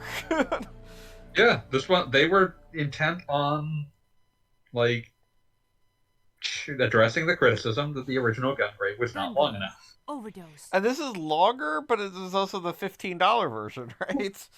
Yeah, this was a cheap game. But, This is get your money's worth. adopted son. I mean, I do so is feel not- bad for like family with games like this and education to Katamari match. Damacy that Probably runs like R&D for the basically organization. they came out What's his as name? the quote-unquote budget title Torino before Creale basically Corsione. you could download games like where it would have been He's mine. 100% I mean, Katamari normal. Damacy was that Hey, way Cabana, entirely keep due it to down. Namco You US's don't have to lack yell of in my confidence ear. in the title. Like, Shut I your think it's trap, very funny that Ralph. Katamari I'm Damashi's telling you, he's re-release mine. was more If anybody expensive touches on him launch before than me, the original. Yes, well, I found that quote-unquote funny as I kept yelling at a GameStop manager. Wait, why are you yelling at a game? I'm kidding, but I bought this for Thank God. $20 10 years ago. Why is it $40 now? looks like it. I was a... This isn't yeah, like you. I think I've mentioned this before, but I think the single best purchase I have ever made in terms of games on a single transaction Feeling about this. was when I purchased Stinks. Skies of Arcadia Legends and Katamari Damacy at the same time. Doesn't it seem Yeah. suspicious to you? Everywhere we I don't think there's much that can top that. Yeah, not bad. It's got to be that our plans are somehow leaking out. I mean, I do. Tag. You think so? I don't ever have a purchase like that, but I have don't seem the very Christmas concerned that I about got it. Final Fantasy VI. So I you're feel like I saying got someone's been every following Grave good and Mika Super this Nintendo whole game that time? ever existed up to that point. Is that? Like a kind of a coincidence, but kind of like wow, all Maybe these one of amazing us games at one is a time. rat. Like basically everything that was amazing. So what do and you what think? would have that been? 94 or 93? Well, it's not me.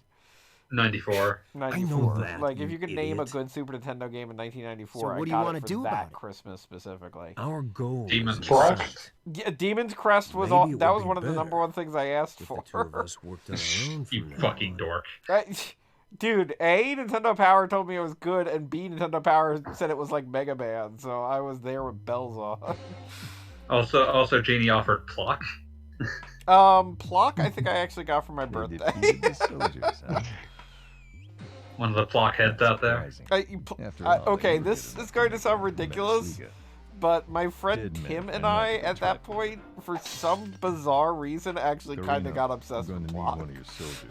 Plock was Plock. It's an interesting game. It's a unique game. It was a unique game, and it had, like, at a time when, like, I would say, I don't mean this in a bad thing, but I would say the characters that were given to us as video game players were extremely Japanese, like, the Bomberman characters and whatever.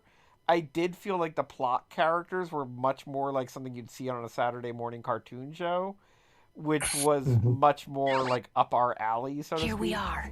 I need you to level with me. Said your friend Tim was also obsessed with this. Was your friend Tim Fallon, composer of Plock?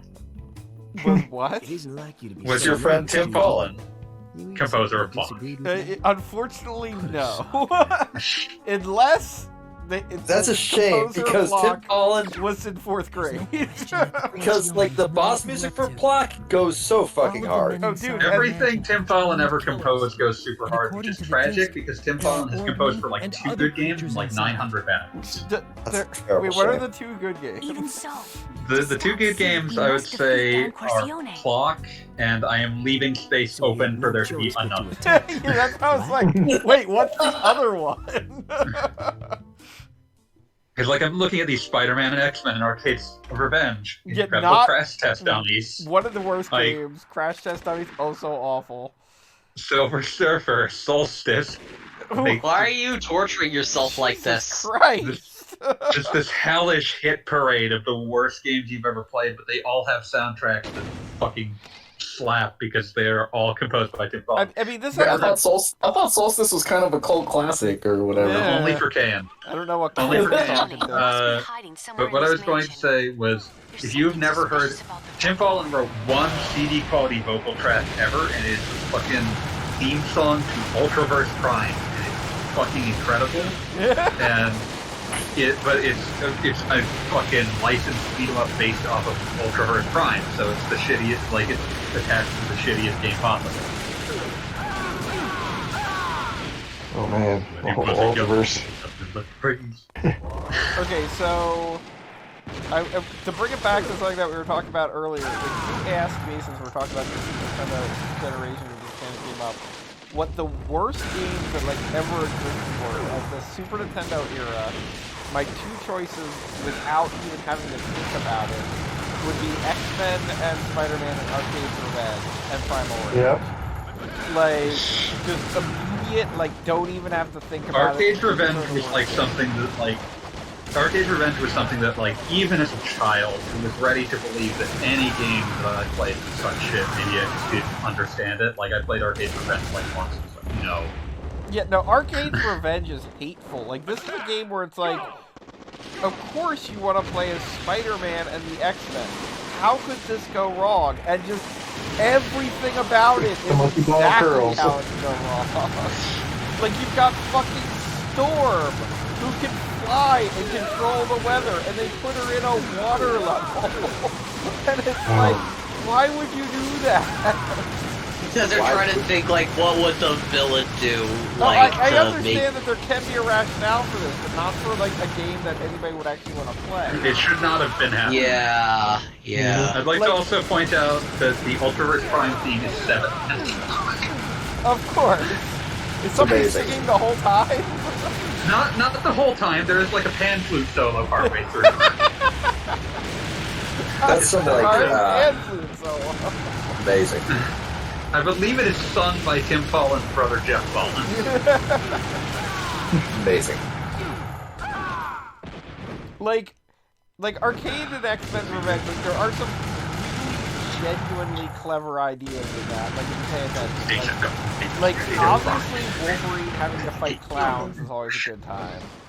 And, like, it's also very clever that Spider-Man gets captured accidentally, so his level, if you notice, is actually, like, half built because Arcade It's basically just a warehouse. Right. Arcade was like, oh shit, I've got Spider-Man, what do I do with Spider-Man?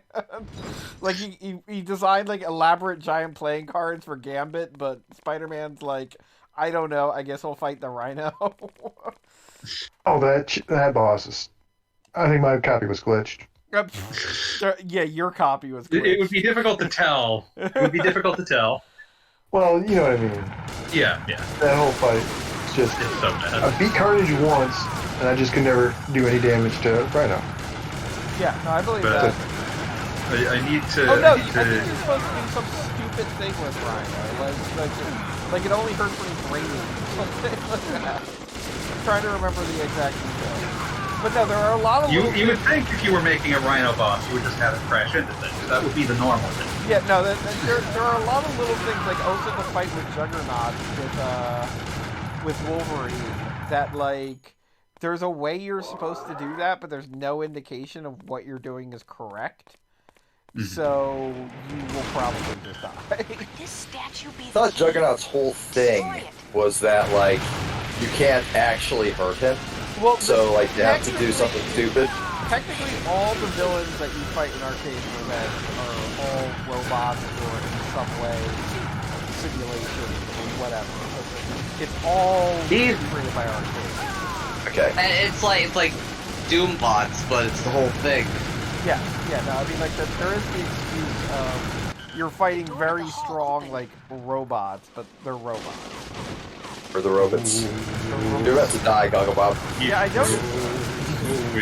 Well, maybe I'm going to give you some free advice. Have you considered sucking less? You know what kills me is every time that there's something with a machine gun that I don't immediately identify has a machine gun. And what will like it was those stupid slot machines earlier, and that was like chess. Of those who cross his path, pride. Big iron on his step. Babies. And also, like, congratulations. One thing that I didn't even believe until I was old enough to use save states and beat the game for real, is that they actually do have a playable storm outside of the stupid water area. But you'll just never Storm? get But, huh? Did you say storm? Yes, storm. That's exactly what I'm talking about. But no, Orb is like able to like basically fly. He's got like infinite jump and stuff, but you will never make it to that point. Yeah, like no human being ever reached that. Yeah. Real human being. No real human being. I feel like every time someone says I'm real human, I always think of Actual Person 084's About Me, which is, hey, I'm just like the guy, I enjoy riding my bike and hanging out with friends. Real person, not Metal Ghost and Rainbow Box. Perfectly normal thing to say, yeah. Actual Person 8084 is one of the best old weird Twitters. I think they're still around. Very occasionally. Very occasionally. Not even the free iPad, that was all them.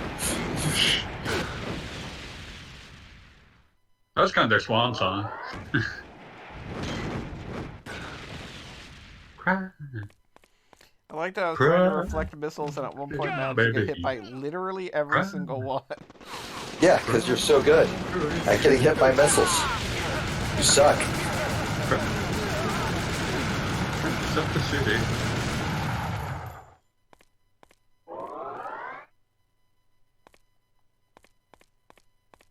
And he's waiting for you.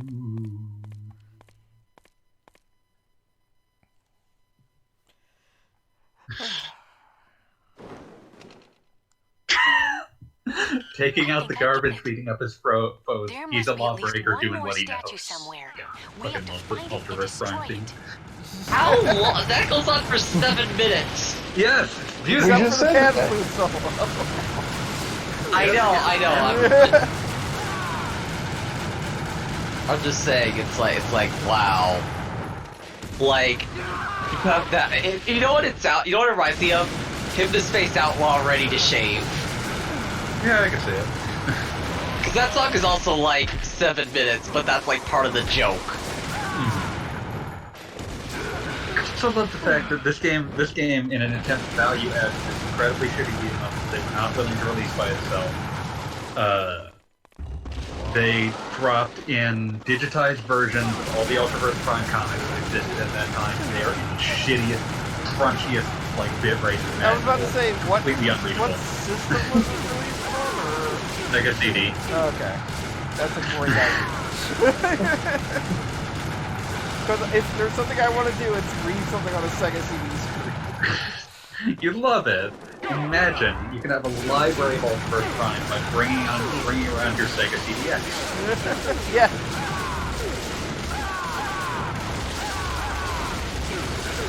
You just go and get some justice. It kind of reminds me of like that period of time when every quote-unquote like reimagining of an old video game somehow had the old video game built into it before they realized they could just sell the old video game cheaper than.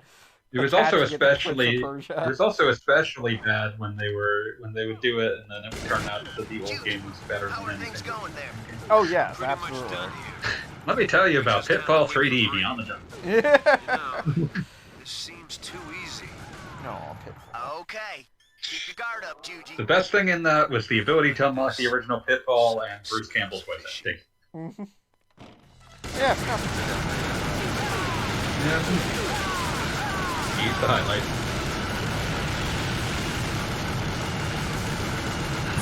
I would say the emulation of the original Final Fight Streetwise, but it runs like shit, so no.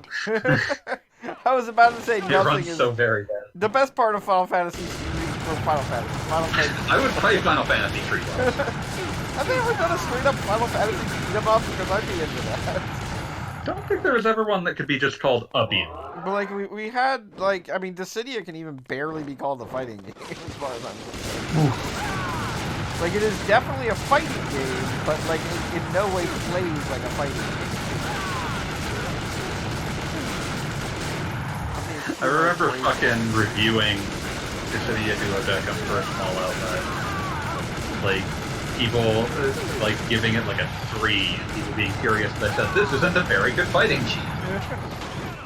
I mean, Duodecim, I hate to say it, is the best one. It's the best one, but that is still a pretty mediocre fight.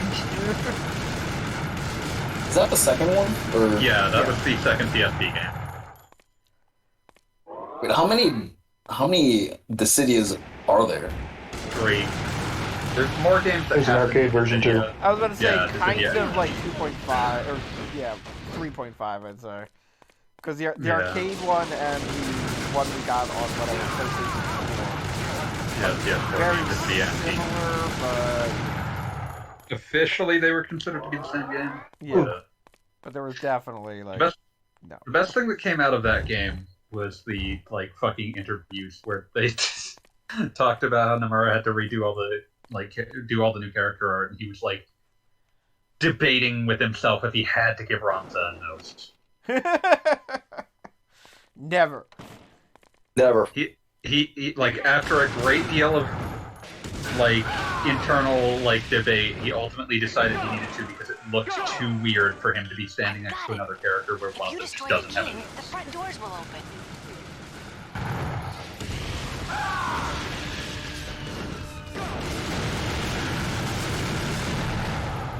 I don't know how I shot off a freaking missile and like, it missed the statue that directly in front of me. Good work. Excellent work. The sharpshooter of the mob is Sharpshooter.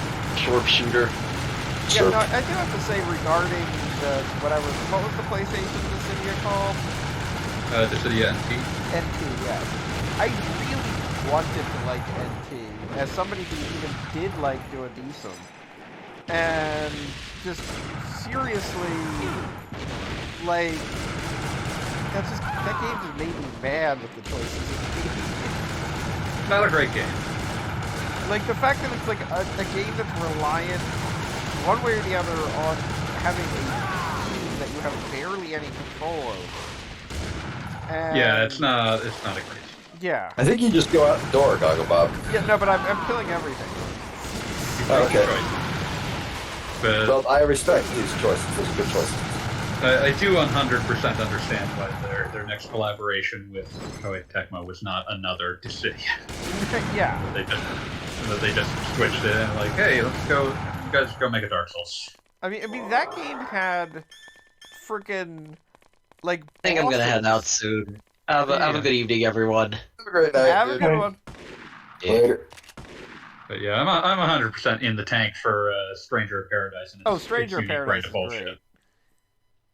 Still haven't touched that one. I need to. That's on the eventually list. I need to get back Yeah, to the DLC. I played a significant amount of like demos. Like, oh, this is really good. So I'm excited to like. It's cheap now. I need to pick it up. Yeah, it's one of those things. Like, I don't think that you could make something that I would be more 100% on into the level of bullshit it was on than when they fucking put Frank Sinatra's My Way into that fucking video. The record shows I took the blow. And I love that if you take it literally, I did it my way was he conquered chaos to fight through time. Like, I don't think it's what Sinatra had in mind initially. I believe that's exactly what Sinatra had in mind. Yeah, like that. Like, I cannot, I've never been able to buy any interpretation other than that game knows it's stupid, it loves being stupid. Yeah, no. Absolutely agree, and it works, I've said it before, but it works so well because it's the kind, it's a Nomura plot, like it's Kingdom Hearts. And Nojima did this one, but yeah.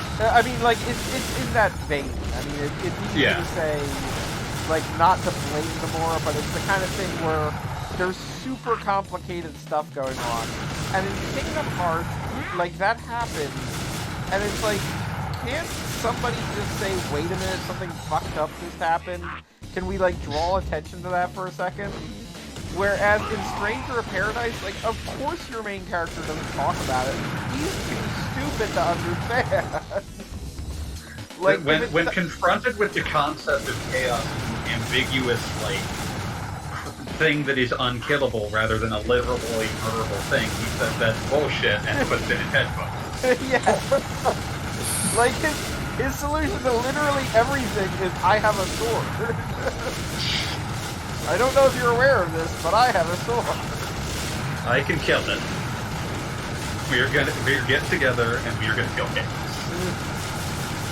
We are 3 dudes. Yeah. I always remember what Kishi said in the Discord about Stranger in Paradise. He said, it's the ultimate angry white boy game. And I responded, yeah, why do you think I like it so much? I know what I'm about. I mean, but it's also like interspersed with like some of the most detailed Final Fantasy fan service ever.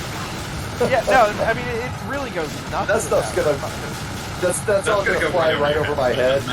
But it doesn't matter. You don't have to care about that. Yeah, exactly. The proper fan service is the kind where like all the fans go, oh, that's neat, and everybody else, even if they can still go, oh, that's neat, even if they don't like understand what it's referencing.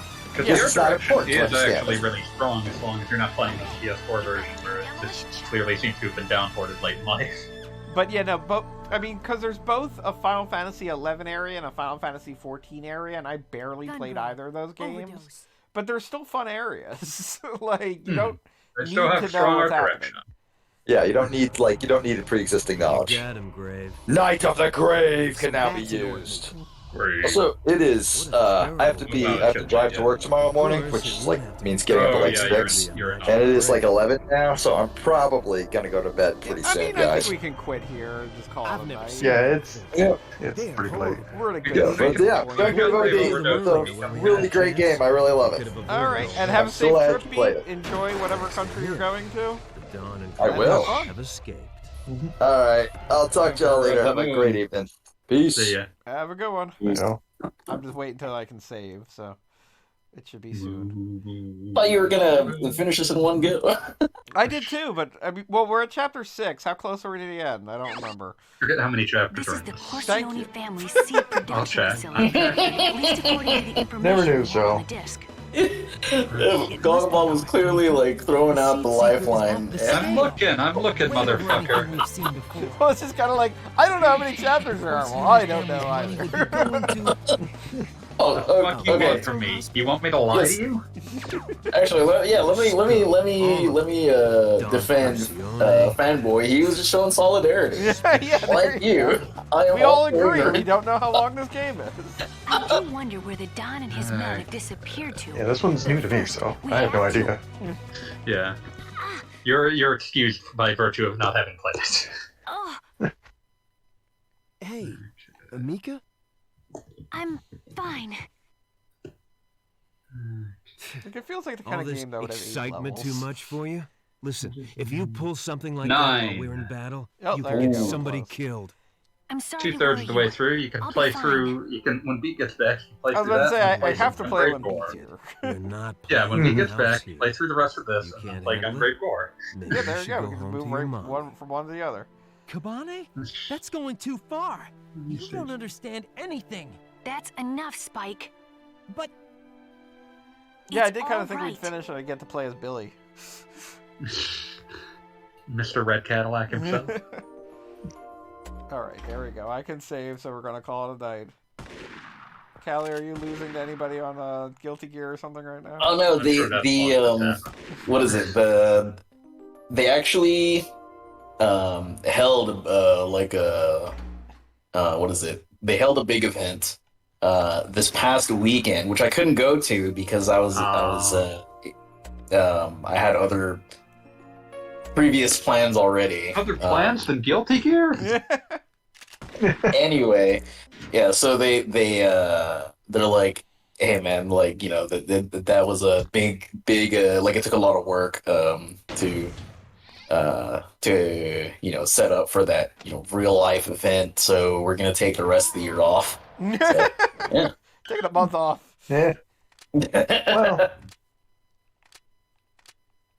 Oh, see, this is where I could select different level things. Doom's Raid, Night of the Thing, whatever. How do I can see that I can. Oh wait, maybe I have to use the. Okay, there we go. Exit the title. Oh wait, no. Oh, it's hard using 2 different control sticks. All right. Well, we're gonna call it night for Gungrave. It's been fun. And we'll pick this up when Beat gets back. In the meanwhile, maybe we'll play something Final Fantasy related. I don't know. Maybe we'll play Nightmare Before Christmas edition or something like that. Oh, Oogie's Revenge? Nightmare Before Christmas Devil May Cry edition. Ooh, Soul Robber! Soul Robber! Have a good night, everybody. Soul Robber!